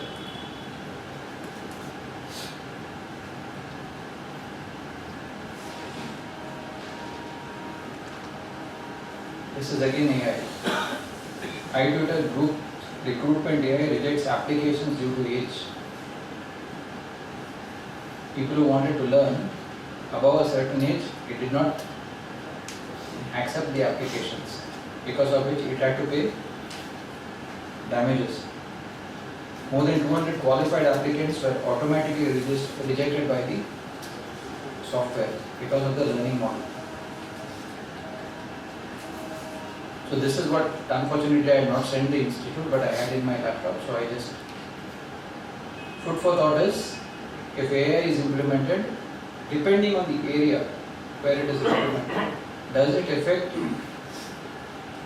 any reporting as far as containment liability is concerned?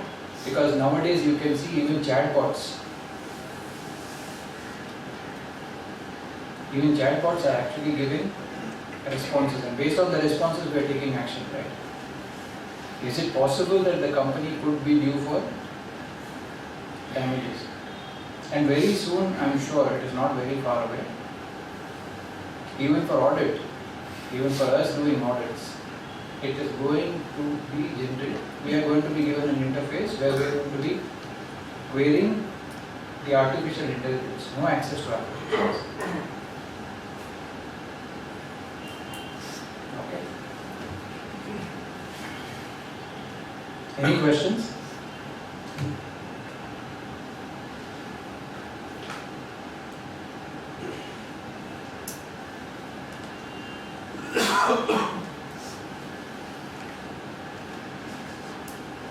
How many people know there is something called a GPT Excel? No? It will give you formulas. You want whatever formulas you want, you copy paste the formula and do it. There are a lot of benefits with AI. Lots of benefits. If you know and are careful of how you are actually giving the data, it is fantastic. We need to be very, very cautious.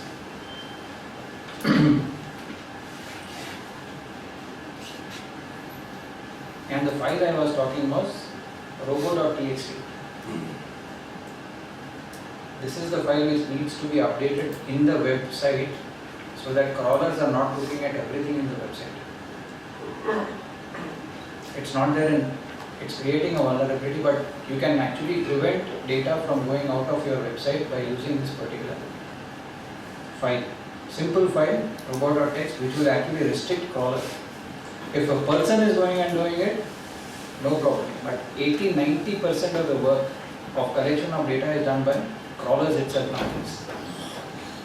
So at least 90% is protected. 2. A connected topic. What is the role of chartered accountants for controls review in new application implementations? How many of our clients are implementing new applications? Are they moving from Tally to Prime? Are they moving from one application? Are they implementing more applications? Are there people who are actually moving from a web-based interface to a mobile-based interface? Do you understand what it means by, see, I asked a person, is there a role for chartered accountants? He's saying, new BD sir, new system there are many opportunities in there. You are swimming in systems only, you have opportunities, we don't have opportunities. So I thought I should be taking this as a topic. Do you guys believe there is an opportunity for chartered accountants in new implementations by configuring controls? lot of people are not confident enough to volunteer to help here. But is it possible to do this? Okay, let's see.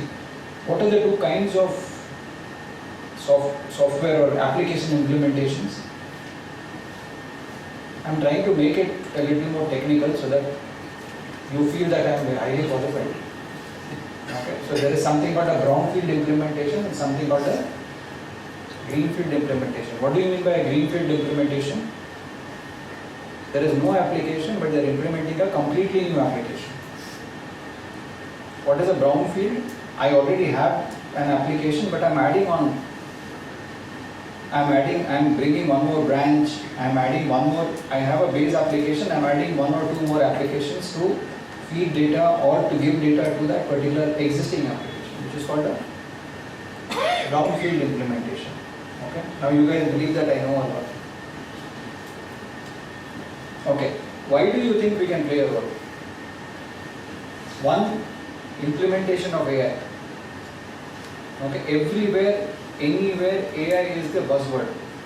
What is the second buzzword? Q. Quick. Everything needs to happen fast. So as a objective of making things fast, what helps in making things fast? It is applications, right? So what is changing in the business scenario nowadays? What is changing? First is diversification. Do you believe companies are diversifying?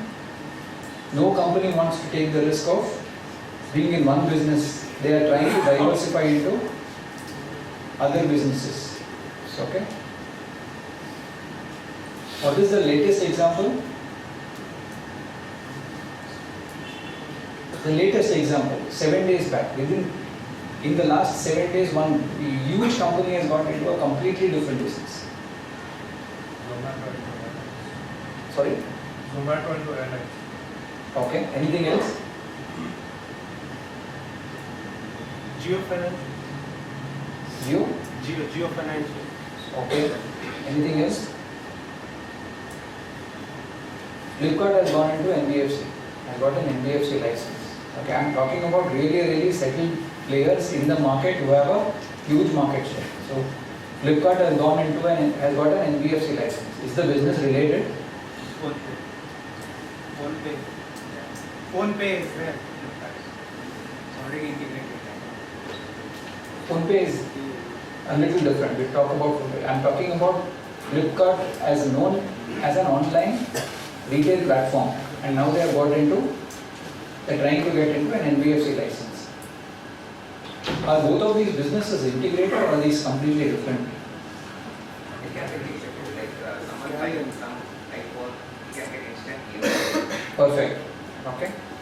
But as a part of a regulator, it's a completely different regulator, right? So it is actually adding to the synergies, but at the same time, it's a completely different business. The rules of the business are completely different, right?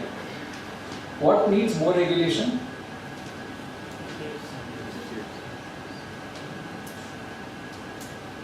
I'm sorry, both need regulation.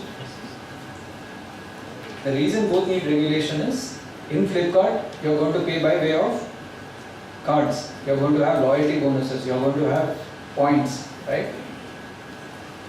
There is data lying there also. At the same time, you are having one more business. Okay? To synergize this, can chartered accountants play a role?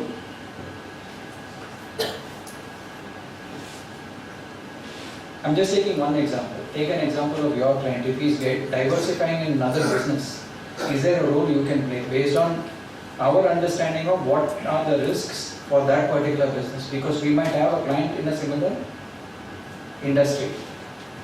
Okay, the first biggest thing that is happening is changing business scenario, diversification. Everybody is moving from one business model to a diversified business model.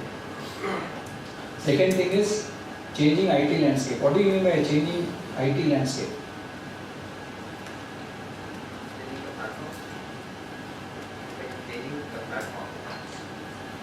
One is changing the platform. Okay, so what is SAP? SAP is called a monolithic application.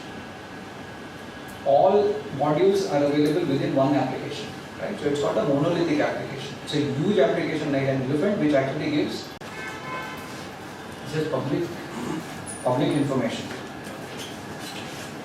Okay, what has happened here?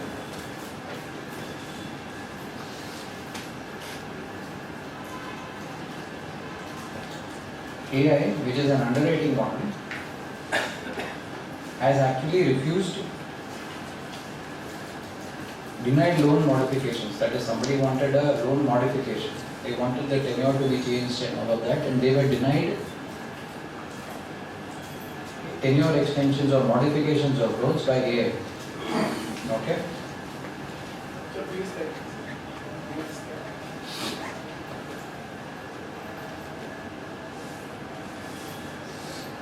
Which is this company?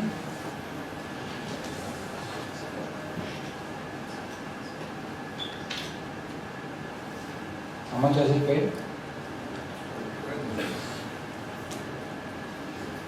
$12 million for wrongly denying mortgage modifications. Okay, AI is used for underwriting and for accepting, approving or denying loans or loan modifications.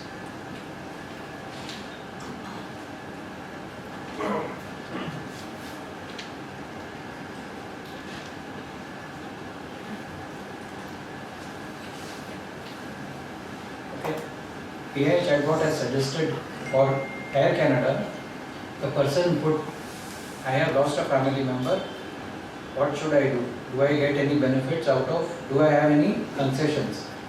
Chatbot has said you have to buy a ticket and then ask for, which was wrong. Okay? Like I said, in India there is no regulation, but this could come very soon. Chatbot has given the wrong answer. And Air Canada has paid damages to that person just because of a chatbot giving the wrong response. Going concern, right?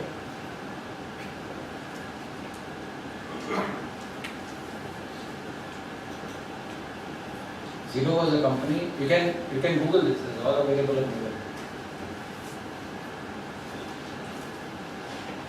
It had to shut shop because it was in the business of buying homes. Wrong algorithm, wrong artificial intelligence taking decisions, it had to write off billions.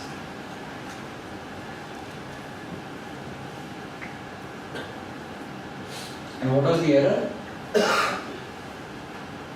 Just read the last line. A 1.9% error could result in a 6.9% variation.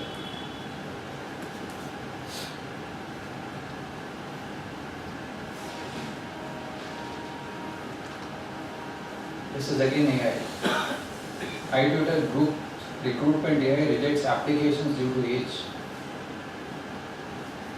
People who wanted to learn above a certain age, it did not accept the applications, because of which it had to pay damages. More than 200 qualified applicants were automatically rejected by the software because of the learning model. So this is what, unfortunately I had not sent the institute, but I had in my laptop, so I just, food for thought is, if AI is implemented, depending on the area where it is implemented, does it affect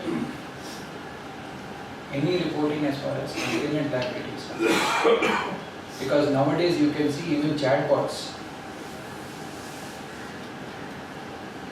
are actually giving responses, and based on the responses we are taking action, right? Is it possible that the company could be due for damages?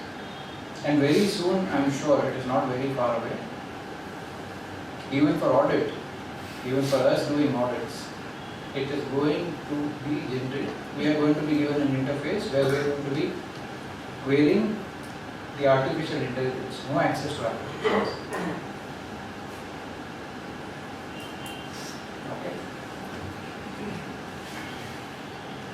Any questions?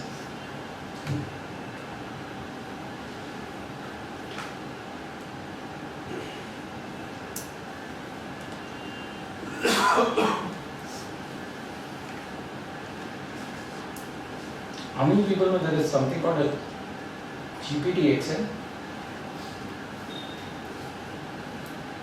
No? It will give you formulas. You want whatever formulas you want, you copy paste the formula and do it. There are a lot of benefits with AI. Lots of benefits. If you know and are careful of how you are actually giving the data, it is fantastic. We need to be very, very cautious.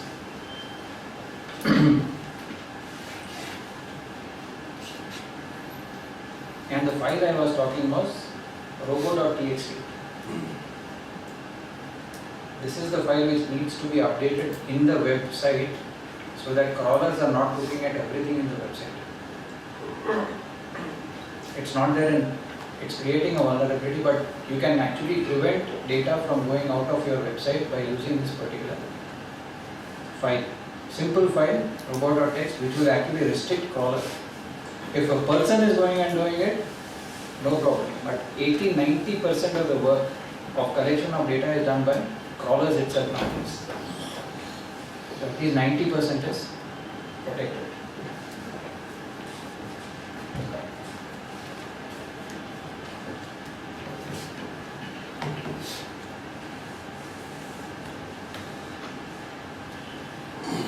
Okay, Girish was telling me, please increase the brightness. I said it is bright.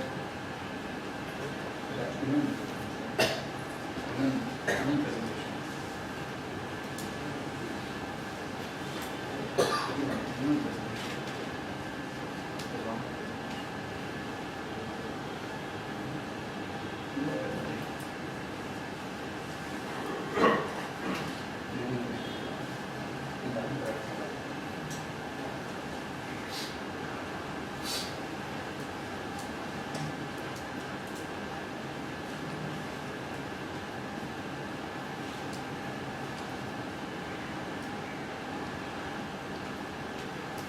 So I use a privacy scheme. My wife has an issue. Because whenever I am working, she says, I can't see what you are doing. I said, that is what is meant to do.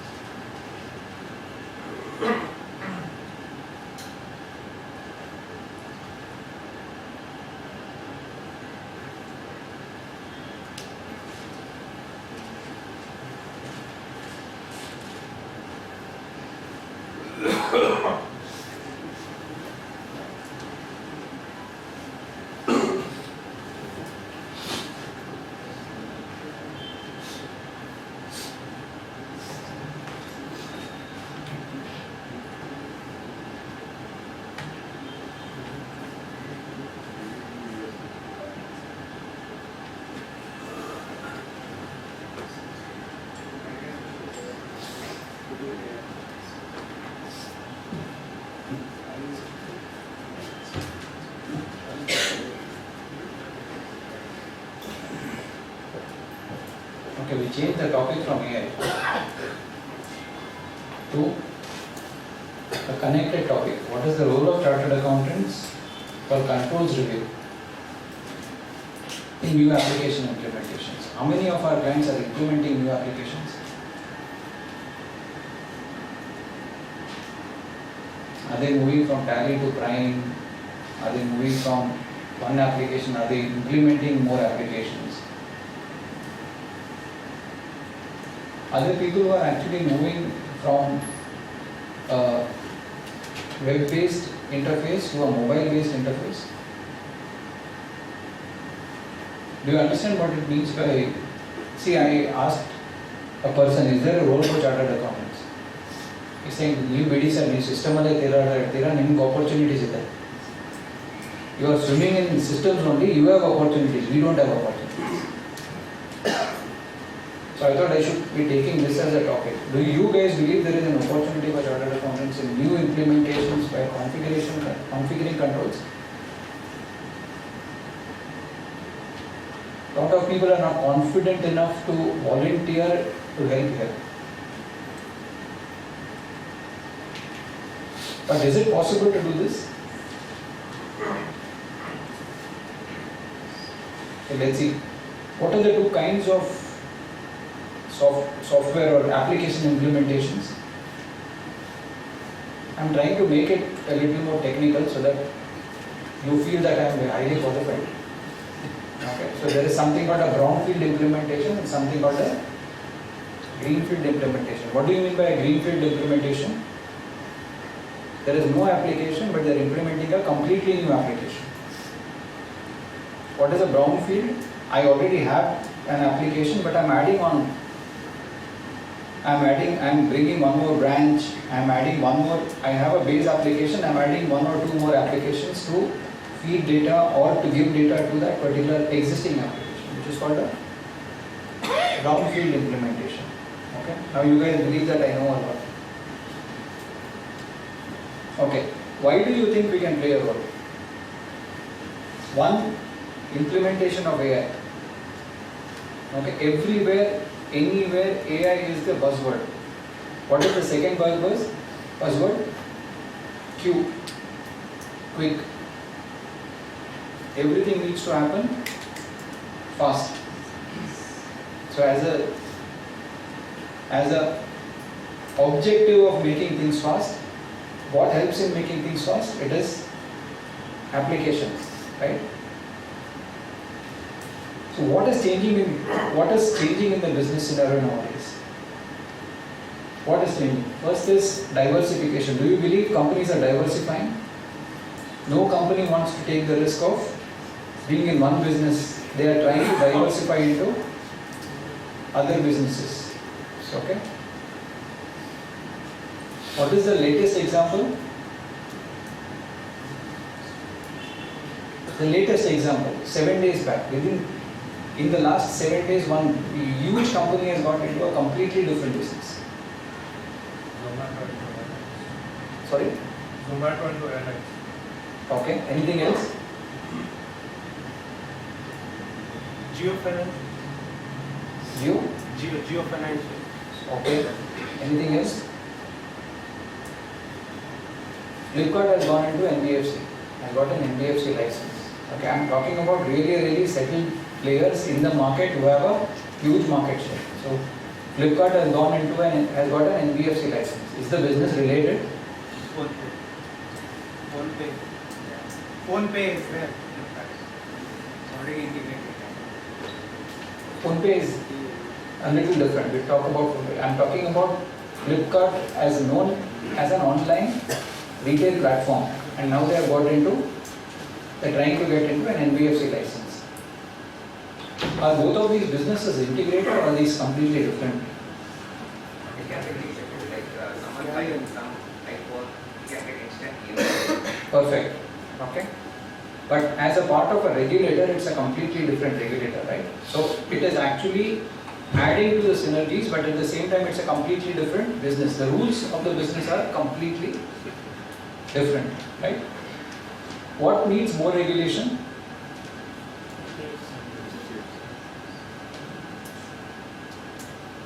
I'm sorry, both need regulation. The reason both need regulation is, in Flipkart, you're going to pay by way of cards. You're going to have loyalty bonuses. You're going to have points, right?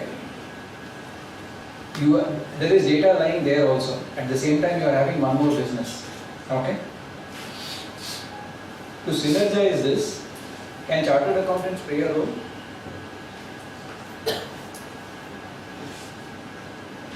I'm just taking one example. Take an example of your client. If he's diversifying in another business, is there a role you can play based on our understanding of what are the risks for that particular business? Because we might have a client in a similar industry. Okay, the first biggest thing that is happening is changing business scenario, diversification. Everybody is going from one business model to a diversified business model. Second thing is changing IT landscape. What do you mean by changing IT landscape?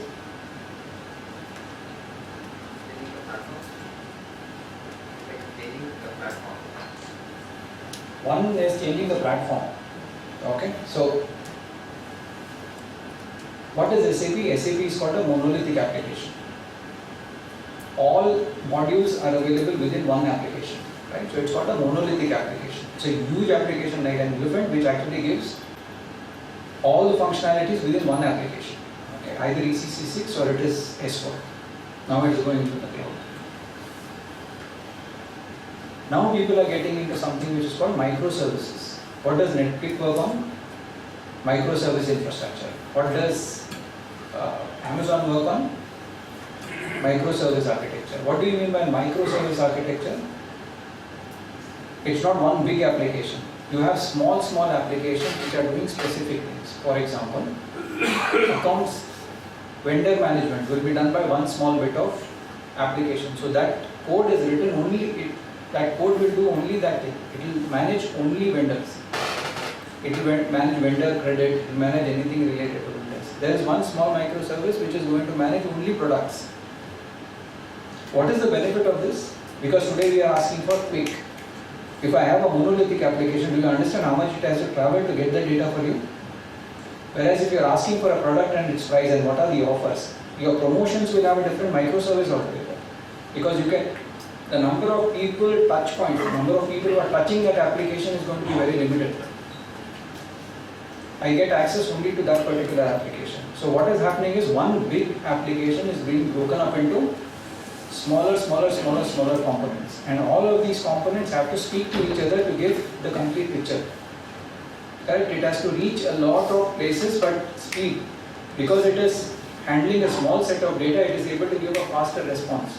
Control is better because somebody wants to change, he doesn't have to check the entire application. If there is a problem in vendor master, they change only the vendor master. They are not touching any part of the other applications. So how is this going to be beneficial? I don't have to understand the entire application, right? I have to understand only that one small bit. What could happen is another microservice could be added to the application to take care of that thing. Are we as chartered accountants in a position to add value? What needs to be the controls as far as that small microservice is concerned? Because ultimately even that small application is going to feed data to the host of applications which are speaking to each other. Okay? One more thing. Go to Meesho. How many people have used Meesho? No? If you have an app on the phone, you booked an order, you log in using your user ID password to the web browse application. That order will not be available in the web-based application. This is what I have seen. Please continue. I'm not trying to promote Meesho or defame it, but that is the disconnect that I have seen. Because now IT infrastructure is not only portal based, not web based. You have a phone app also now. Okay? I had a problem placing orders on Amazon when I was using the web browser. Okay? But I am able to place that order if I am using the phone app. So the thing is, something needs to be at the back of our mind to see even these things can happen. If I'm seeing something in a web-based application or I'm seeing something in a mobile app, there could be a difference. There could be issues in the way the same application based on two different platforms would react differently. Okay? This is one area which we can leverage. Biggest. Do you think there has been enhanced regulatory oversight on all the companies nowadays? Whether it is RBI, and mind you, RBI has become very smart.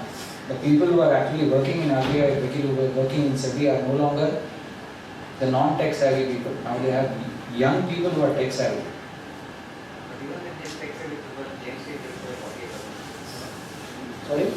Even with this tech savvy people, J State, some vendor from US takes away 48,000 from market. Growth. Exactly. Or Jane.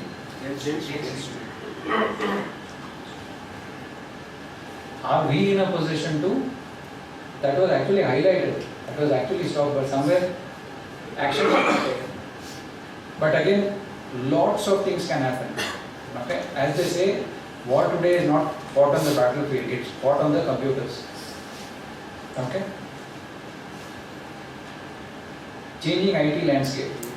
Is there a possibility for us to find these kind of opportunities when IT landscape is changing? Microservices. We need to look at only limited stuff. I don't need to fight an SAP. I can just understand a small microservice. Okay, can you suggest a microservice architecture to a client because it makes more sense? He doesn't have to change the entire architecture. People are moving to a microservice. There are issues with microservices also. But then, is that something which you can actually add value to as far as the customer is concerned? The third thing is SaaS model. Most people are not going into their own on-prem, they are going into software as a service model. Even companies are now going to offer software as a service model. If migration happens, people are moving from one application to another application. As far as our audits is concerned, if data is being moved or an application is being changed, is there something which we need to look at? Small things. There is a data migration. We come in during an audit. The company has implemented one module. Okay, the company has implemented a WMS module in SAP. What is a WMS module? It's an inventory, warehouse management system. It basically does nothing. If I have a phone, if I have an iPhone 13, 14 Pro, all of that. Now, earlier I had an inventory as far as iPhones are concerned. Now I am going to have a warehouse management system which is going to be segregated by bins. Now I exactly know this particular product is in which bin. Ultimately it has to tie back to my inventory module itself. But now what I am doing is I am breaking that inventory module into specific spaces. This particular product is in that bin. So when the person goes to pick, he is going to go to that bin and going to pick it up. Okay? When the migration happened, small part, when we go for an audit, there is no evidence available as far as migration testing is concerned. Do you think there should be the data in WMS and the data in the inventory module should tally? Should it be the same? Because all I am doing is, my total inventory is 100, but it is broken up into 20 bins or cabinets, so that 20 cabinets inventory should be matching to my 100 in the inventory module. Correct? Should there have been a reconciliation done? Because now you could have some obsolete inventory which you are going to write off. Correct? Some you are going to do a PI which you are going to find out before you are doing the migration. You might be doing a physical inventory. Now you find some 10 articles are missing.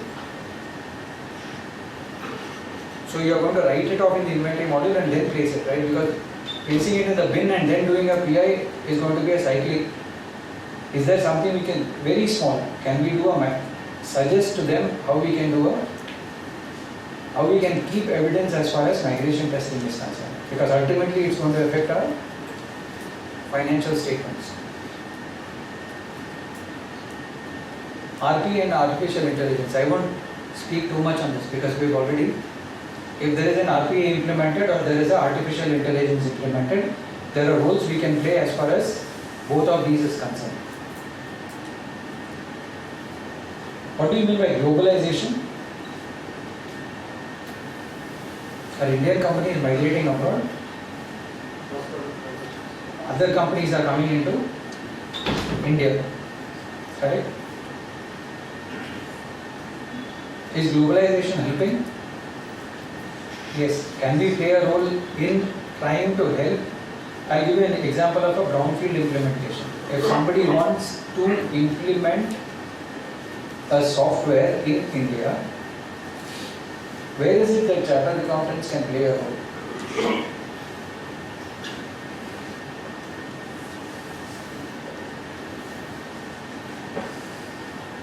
If a MNC wants to implement an application, a brownfield implementation, they already have that application available across the globe. They want to implement it in India. Very small module, they want to implement it.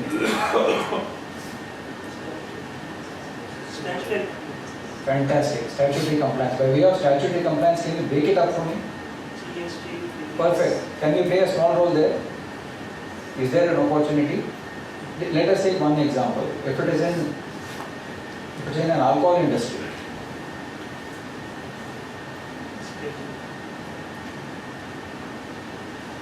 is there a role we can play?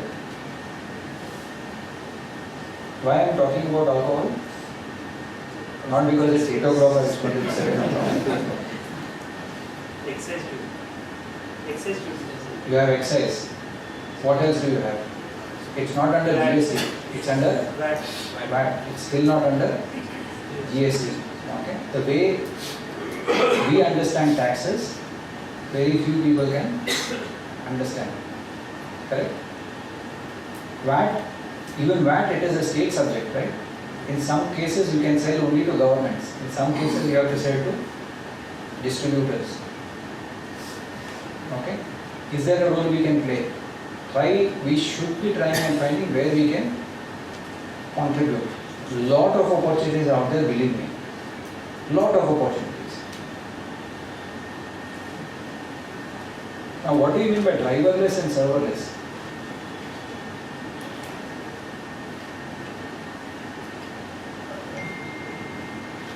See, one team yes.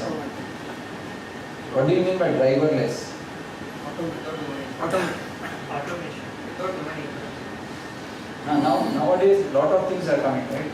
You have a Zulu which comes. Earlier there was a bounce. You have a lot of on hire bikes, cars, and all that. Now slowly you will have driverless cars. Driverless, hopefully no driverless bikes, but possible. Okay. So if you have all of this, now there is something called serverless. It's not serverless. There is a server, but there is no limit on that server. Okay, earlier I used to have 128 GB of hard disk and 16 GB of RAM. Nowadays they call it serverless. So serverless doesn't mean there is no server. There is a server, but there is no limit on the server. So whatever you give it, it is going to take and then bring it down. If I need 80 GB of RAM, it is going to get 80 GB of RAM, and then if it is not required, it is going to come down. So there is no limit on the server. So that's why they call it serverless. What control should be implemented at the time? Let's discuss this one small thing. What control should be implemented if tomorrow there is something called a driverless? Where can we play a role? I started a conference.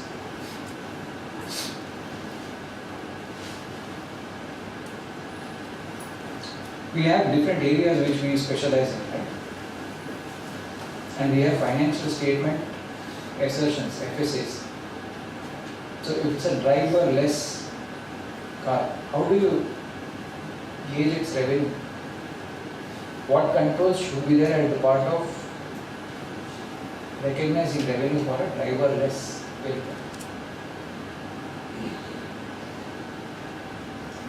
Forget driverless. Even if somebody is doing a Zulu, or lots of startups are coming, right? They are providing ancillary services. How do you do a revenue recognition for a Zulu? Because it's a one point to another point. Then you have other cases where you have a per day rent. You book it for the whole day, you can book it for the whole month. What is important when you are recognizing revenue?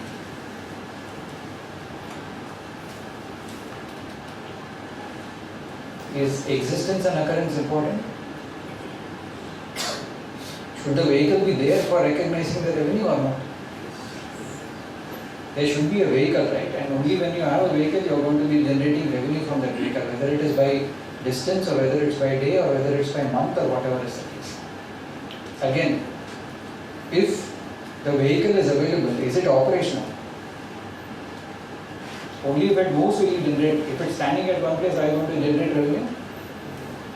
You are not going to generate revenue. All of these things people will be aware, but at the time of implementation of these particular things, we can actually play a role. Okay? What do you mean by data significance? Is data everything nowadays? Yes. Data is almost everything nowadays. People are looking at data itself. People are trying to get more and more data. Okay. We are managing our clients' accounts. We are managing our clients' data. Can we suggest what controls need to be put in place as far as protecting their data is concerned? How many of our clients are storing Aadhaar numbers? They are not supposed to store Aadhaar numbers, right? But are clients storing Aadhaar numbers? Yes.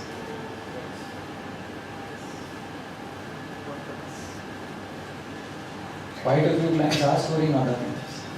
Is there a role we can play and tell them don't store these Aadhaar numbers? Small things.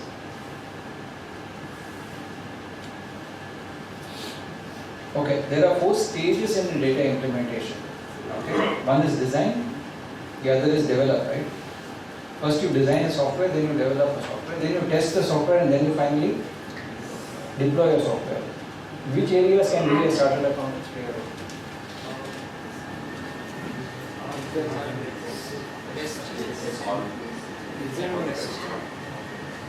In test.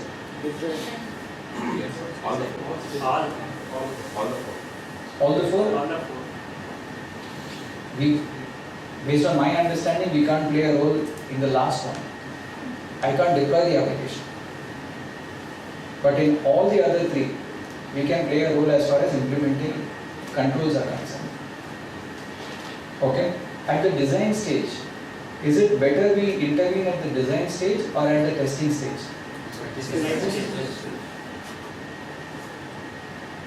Is it better the application is developed with the controls, or should we say, no, there is no control at the time of testing itself?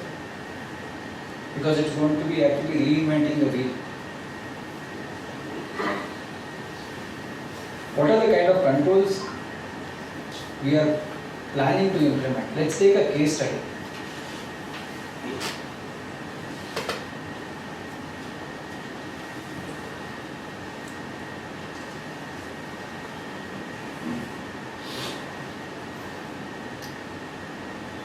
You already know the company.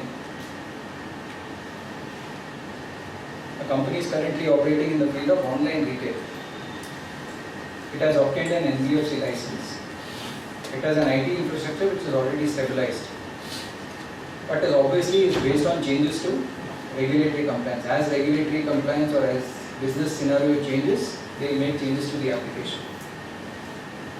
What is the role of systems and professionals in the journey to integrate this business in the revenue model with the existing new application?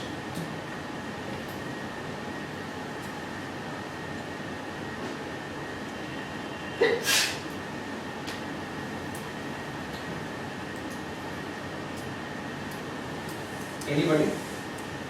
Sir said one thing. There is going to be synergies as far as one model is concerned and the other model is concerned. Okay? Is there any other way in which this particular thing can be integrated.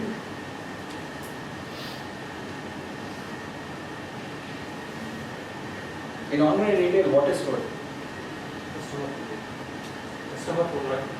Customer details are stored, right?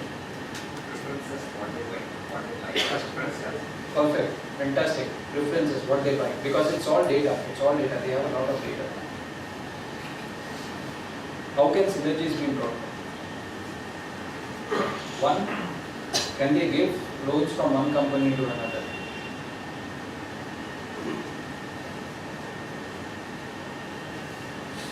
What is an online retail platform storing?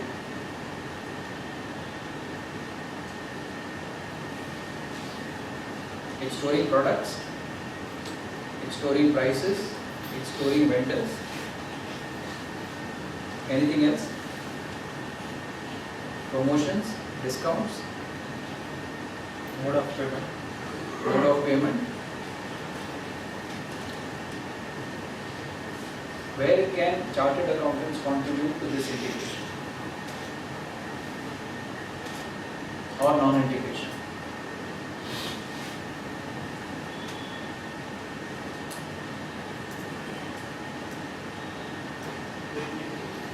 Both are under the same company or they could be two different entities. Okay. First question to be asked is, can data be shared by these two entities between each other?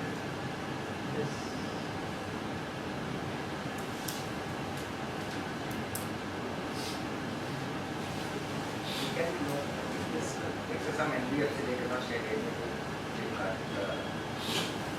These companies cannot share data between each other. Sorry? Written consent, they can take consent to the That's a completely different, consent is one way. Then the DPDP, if I bring DPDP, consent has to be at each and every stage when I am sharing it. Specific consent, every time I am sharing data with a third party. Now do I consider this as a third party or do I consider this as within the same umbrella? Even within the same umbrella I cannot share data because it is violating data privacy. Okay. First thing is what needs to be done. Second, more important, what cannot be done.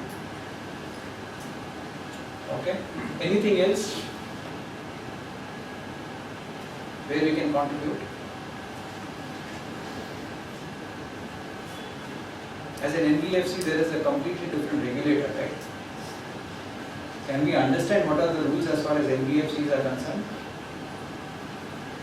Don't take it as Flipkart. Just think, if you are thinking Flipkart, you will say, what are you talking? Think about something which we can manage. Diversification as far as we are able to, can we add value as far as implementing NBFC is concerned? There is something called a fair practices code. I'll ask you one question. Can one person be issued 2 loans without consent? The person, nowadays everything is by way of apps, right? So you download an app, you apply online, it's all STP, part. They are saying loan is passed within 10 minutes. Everything happens within 10 minutes. So your offer letter, your acceptance, everything happens within 10 minutes. You have asked for 1 loan. Can you be sanctioned 2 loans?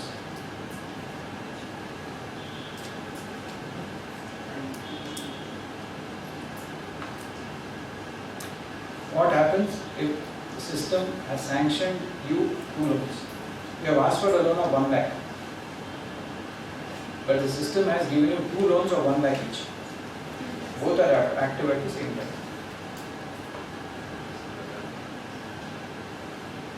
It's a software blunder. Sorry, come again. Software blunder. It's a software blunder. Moreover, the company rules say I cannot have another loan when 1 loan is active. I can only give a top-up loan. I can close the earlier loan, I can give a bigger loan. But in this particular case, where do you think there is an issue? Underwriting says this person can be issued a loan of 1 lakh. But now the loan which has gone is 2 lakhs, 2 different loans. For one loan, the customer has not asked for the loan at all. Is it going to affect something for him?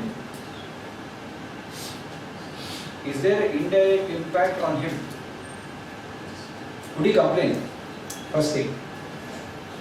He might be happy also. I needed one, I got 2 lakhs. Sorry? Fantastic. This is something which most people don't think. Is it going to affect his civil? Because now he needs only one loan, but he has, because till the time it is, they have to report it now. If they have not reported and it's rectified, it's fine. But if it has already been reported that he has got 2 loans. This happens. This happens. I work for LIC housing. When we check the civil, there are showing 2 housing units, 50 lakh, 50 lakh. When he is coming, when he is knowing that I have 2 loans in the same bank. Okay, please don't take the names. Just, please don't mind my saying this, but again, between us it's fine. Yeah, or it's not fine. It's for some other bank, not ours, for other banks, which is coming in civil. So the thing is, this is something which we need to be careful about. This is something which we can think. Is it going to, what if he says I won't pay? I have not asked for it, you have not taken my consent to give me this loan. What happens if he doesn't pay?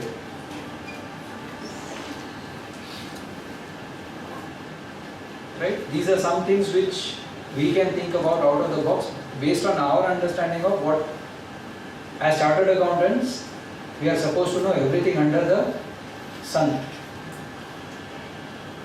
I am working in systems, right? My uncle asked me, hey, I have these investments, where I can invest? I said, I don't do investments and I don't do tax planning and stuff. CA.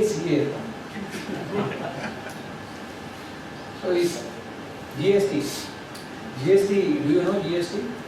Except surgery, we should know everything. That is the expectation of chartered accountants, right? So when people are expecting this, based on whatever we know, this is something which we can add as a small thing. I'm just telling you one small thing as far as 2 loans sanctioned to one person without consent could create a huge impact as far as statements are concerned. Correct?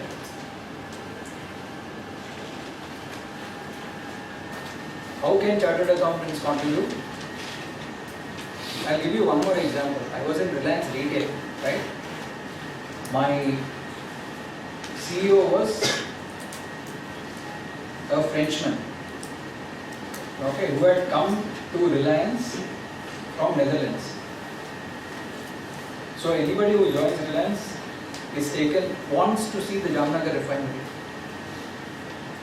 because it's state of the art. State of the art is something which they need to know. So when these guys landed up, 4 people from Netherlands landed up in Jamnagar, they were taken for a factory visit.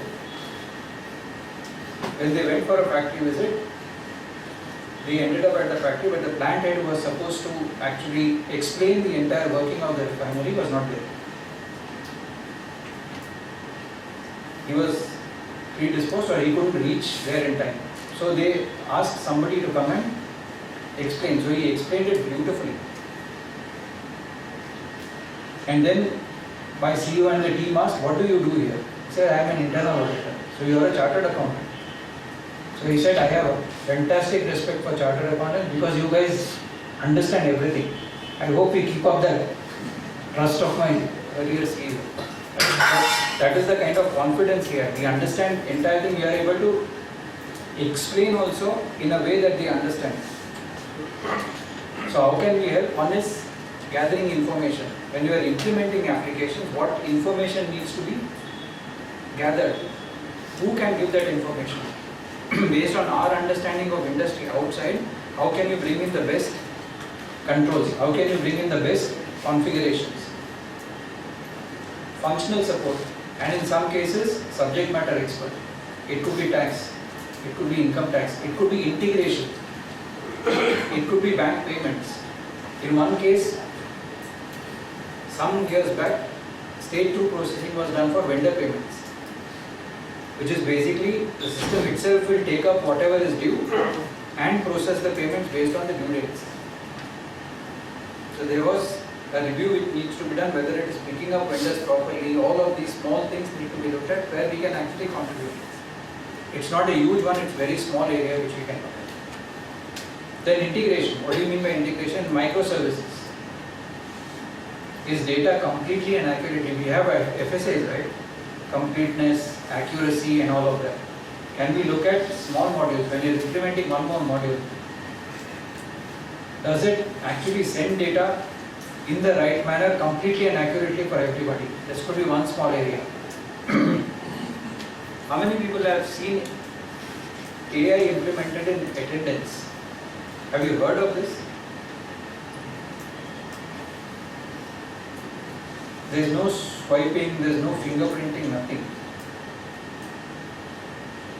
Person just walks in and his attendance is updated. Is there some role we can play here?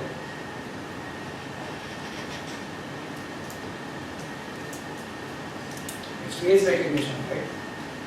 We are trained to be skeptical. What could go wrong? Bachpan se, that is in chartered accountancy, in our childhood of chartered accountancy itself, it is be skeptical, be skeptical. Can we look at what could go wrong as far as these small things are concerned? Attendance system. Don't look at the whole system. But when you are implementing that particular thing, can you look at what could go wrong as a part of it? What is the kind of accuracy that is configured? What if he comes and goes in 1 hour?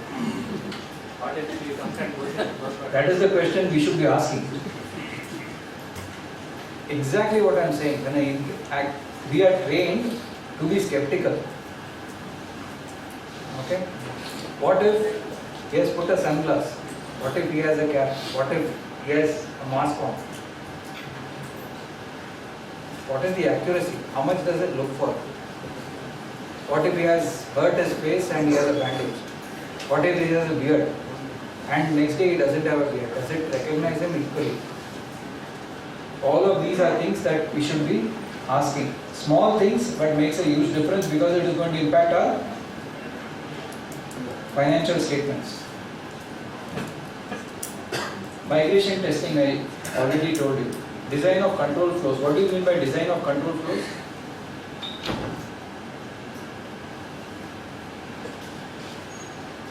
I'll give you one example.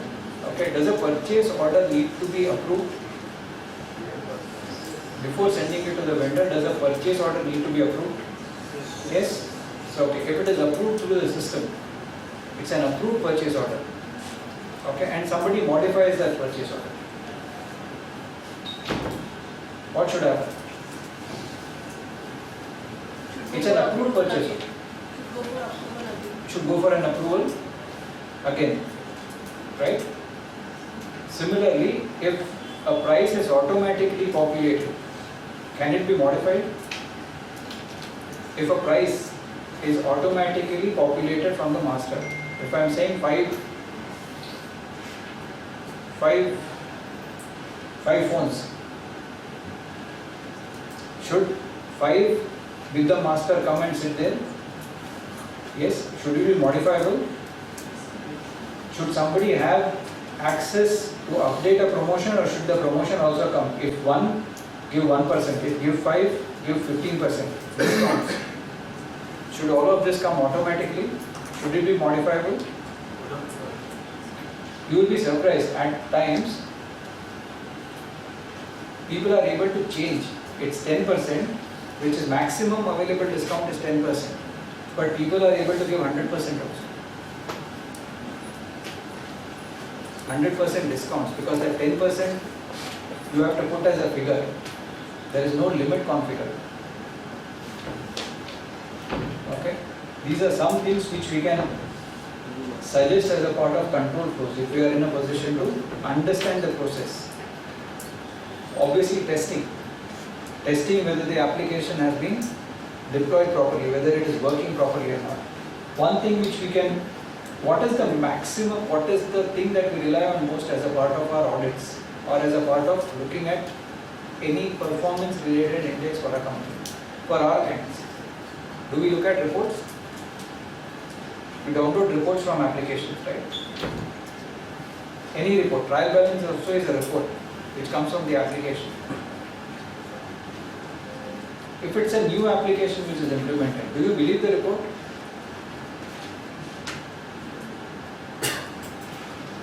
We usually believe the report, right? System se aa raha hai, should be okay. We don't question the report. But is there a report? Because we test reports. Because report is nothing but a query which is fired on the database, which is presenting data to us. And we are relying on something which is drawn from the application, but can we test reports? If a new report is implemented in the company, should we be testing it? Can we volunteer to test the report for accuracy, completeness and all of that? Small part. That is the way of building confidence. Is the report correct? If you put this parameter, does it pull the parameter from that particular branch or from that particular product completely and accurately? Small area, which probably we don't look at, but we completely rely on.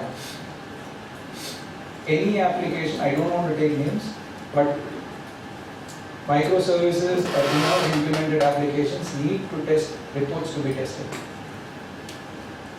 Okay? And then audit trails. In quite a few cases, like I said, AI. If AI is implemented, how are audit trails configured? Where are audit trails configured? What is being captured as a part of audit trails? This is also one area which we can volunteer for.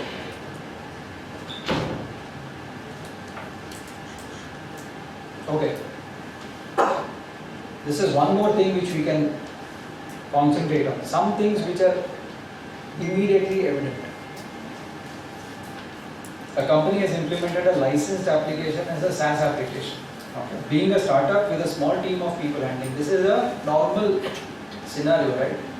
Startup, small number of team members, they have implemented an application. So one person is handling multiple functions. It faces an issue with segregation of duties. One person is doing more than one function. The same person from the team manages purchases as well as payables. Okay. The same person managing HR function also manages payroll processing. And sales teams consists of 3 persons who create customer master data and have access to make changes to the masters.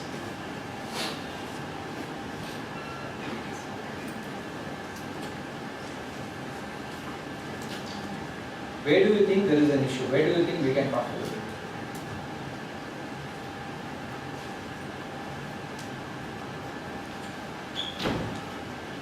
This is a real life scenario, right? Small company, people doing multiple things. What can we suggest here? Controls. Yes, what controls? Make a checker on completely one person of the other department. Okay, that is one thing. Anything else? One full function should not be handled by a single person. But they don't have people. They can make cross, like over is doing budget, he can do payroll. You have an internal audit. Okay, that is one thing which is wrong. But they will say that person is, he doesn't know, we don't want to reveal. See, payroll is very sensitive, right? You have an internal To audit. an extent, some other approvals can be done by HR function, not payroll. Like say this purchase or all those things can be done cross. See, here we are having a lot of answers, right? When you are discussing with me, you have a lot of answers. Same thing you can actually deliberate with the client also. It's not something which we can't do. It's only that we don't take that step to do it. Is there a risk with a person managing purchases as far as and payables also. What is the risk? Manipulation. We can manipulate Fraud, right? He can make fictitious purchases, he can make not fictitious payments, real payments. If he is doing both fictitious, it's fine. He can't make fictitious purchases and real payments he can't make. So that is one. Is there a problem with a person managing HR function as well as payroll processing? Manipulate how? Sorry, come again? Adding extra allowances. Okay. Adding the Adding dummy employees and processing salaries for them, right? And sales team consists of 3 persons who actually can create customer master also, and who can change customer master also. Where is the risk there? Fictitious person. Okay, they create fictitious customers and then Put their bank account. okay, but they are not processing, right? They are not processing the payments to them. Achieve the sales targets.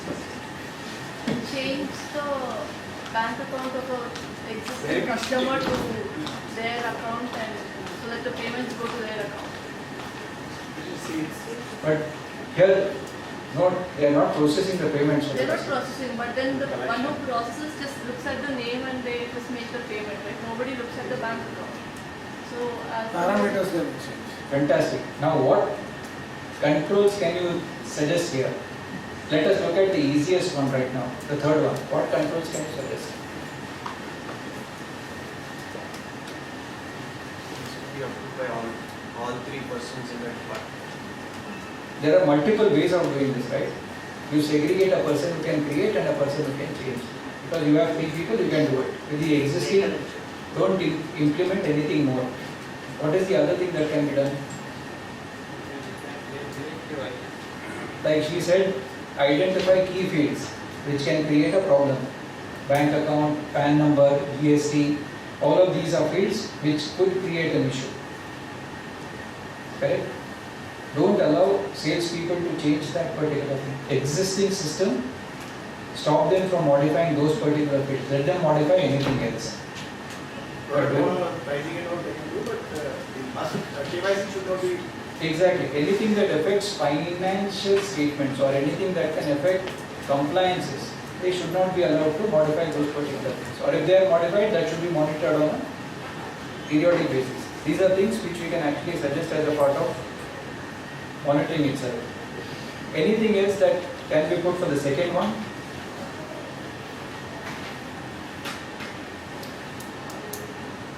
A person has HR function as well as manages payroll processing.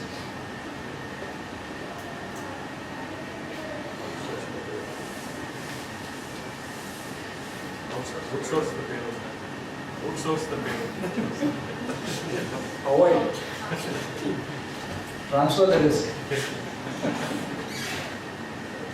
In the existing resources, is there something which they can do? Maker and checker. Can somebody look at variances? That can also be done, right? As a part of payroll, somebody can look at variances. Lots of things. You will understand your companies, your clients better. Correct? Same person on the team manages purchases as well as payables. In that particular case, what needs to be done?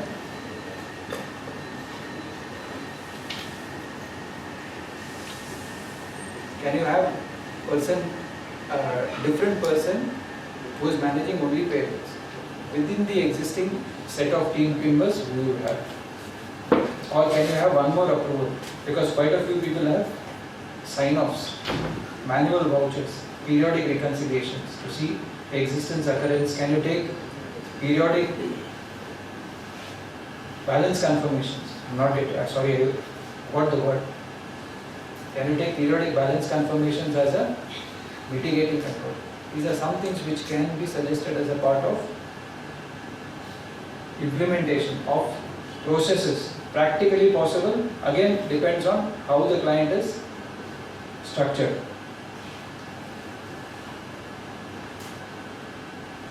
Okay, final case study. 5 minutes. An MSME is into manufacturing, is currently using T application. It is scheduled to be taken over by one more company which currently operates Z application. Plan is to continue recording of transactions in Z for the new company which is taking over. Problem statement: audit trails were not enabled in T application which Z has enabled. Z application has not configured inventory management which T has been using.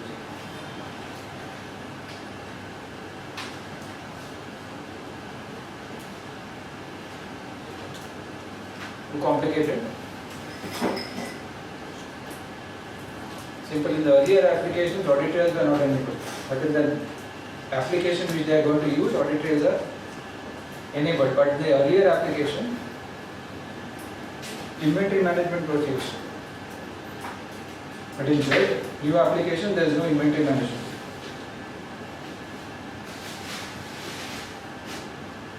Where is going to be the issue? Which is the bigger issue?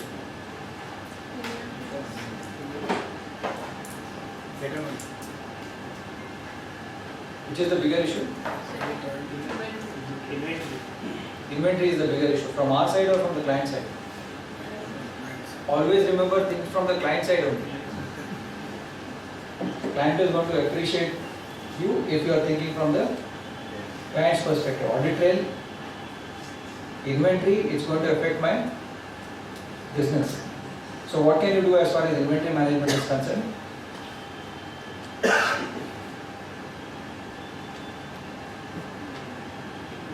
Simple solution.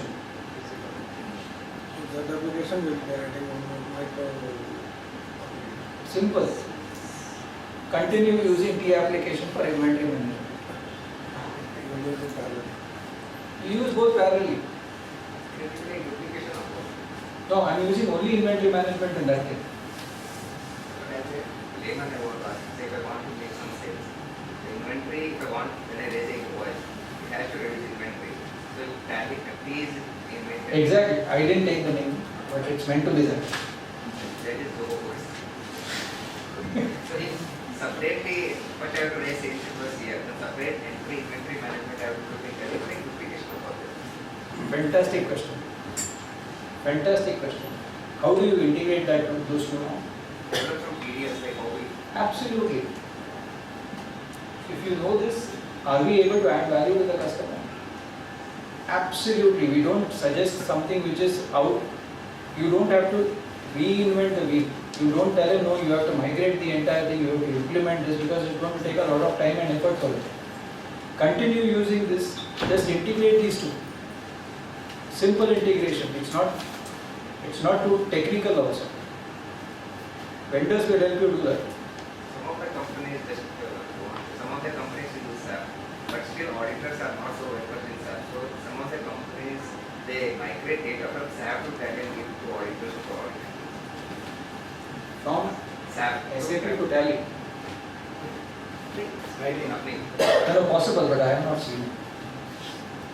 But how do they migrate? Directly? From Excel to some area they have developed in Or Lean. because they are not comfortable using T codes. That's why I said it. Maybe in 3 months, AI is going to be the interface. SAP complex application not able to use, just prompt, it will give you the report.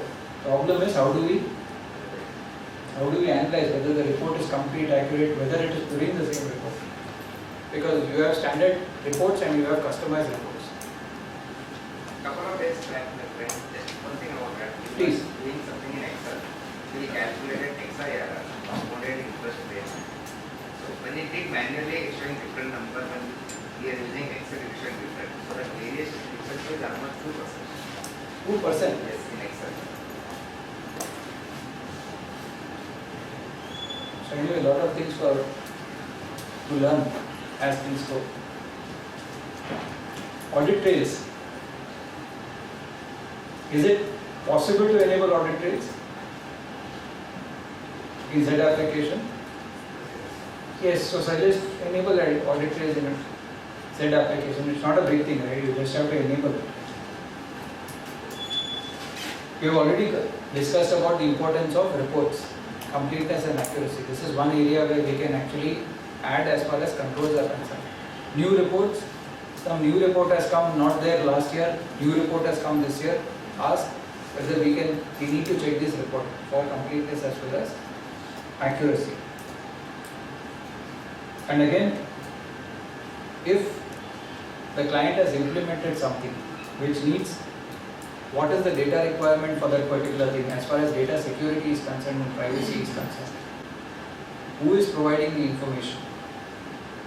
Nowadays, there were earlier a different model, right, where people used to go and fill forms and take data from the customer. Nowadays, customer himself gives the information. Customer himself downloads the app, updates the information. So, is consent required? How is he updating? Is completeness, accuracy based on the customer? Because he himself is updating. It's not the bank or your client who is updating the information. Consent mechanism is one more thing which can be taken up. Is consent taken at the right time? Is consent taken when asking for data? How is data classified? Whether it is important data, whether it is PII data. All of this form of information storage, how is it stored? Is it stored in an encrypted format or is it stored in a plain text format? Who has access to this private information? This is absolutely something which we can look at.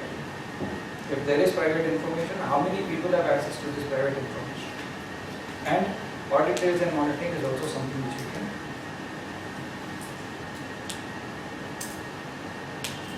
This is something which we have looked at. So we have already looked at what chatbots can do, right? What is digital assistance?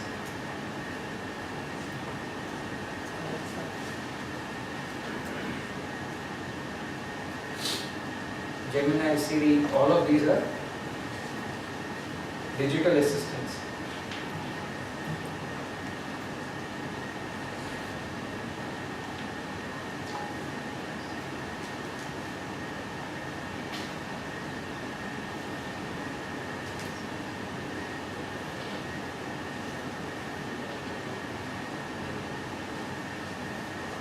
If AI has been implemented, can insurance amount change or can contingent liability change? These are some things which we discussed. If there is an AI implemented as a part of a financial application or as a part of processing data or information or performing business, these are some things which we can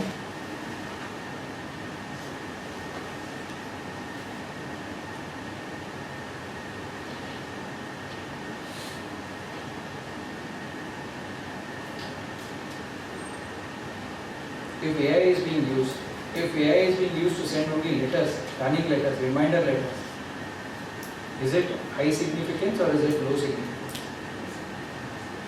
It's not very high significance. Right?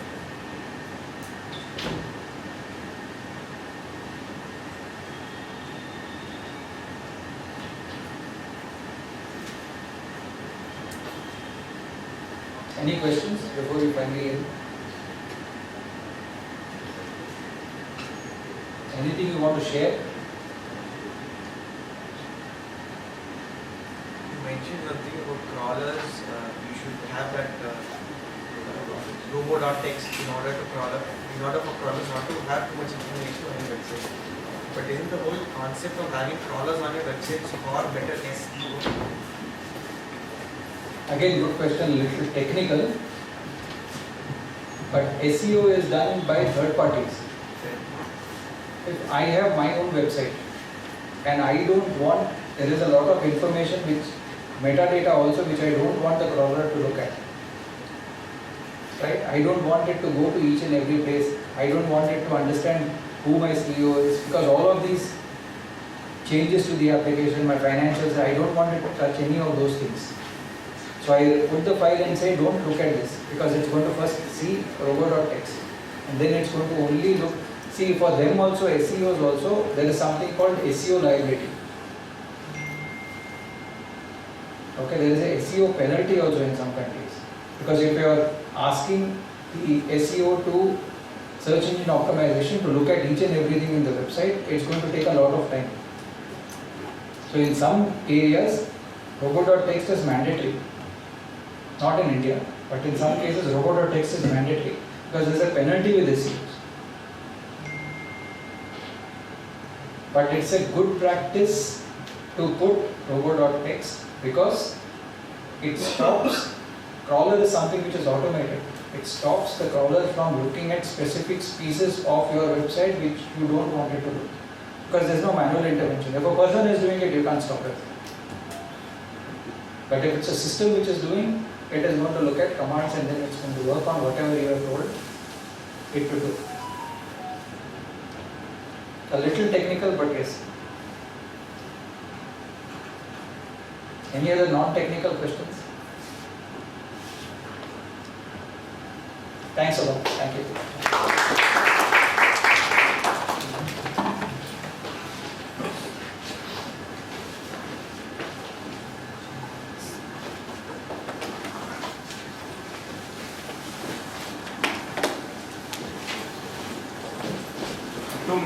Members, moments, give a word of thanks.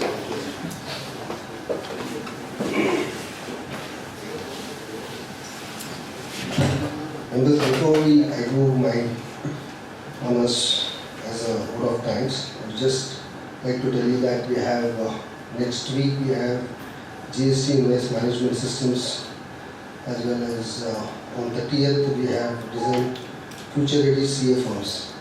Apart from that, we have an annual conference on August 29th and 30th. Please look at the websites and do register yourselves and mention and tell it to your friends also. Yeah. I call upon Sanjay to present the memento to the speaker. So.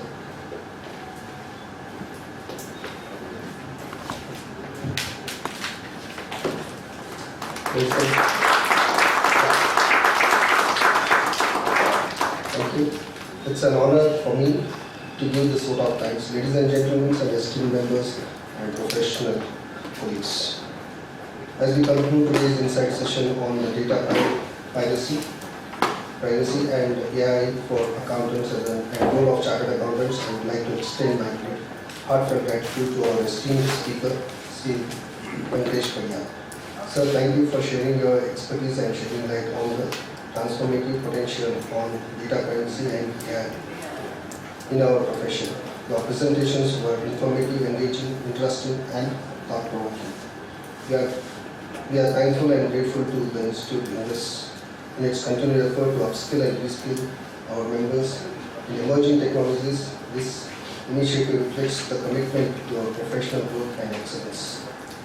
Participants, without your presence, active engagement, and contributions, it would not be a success today.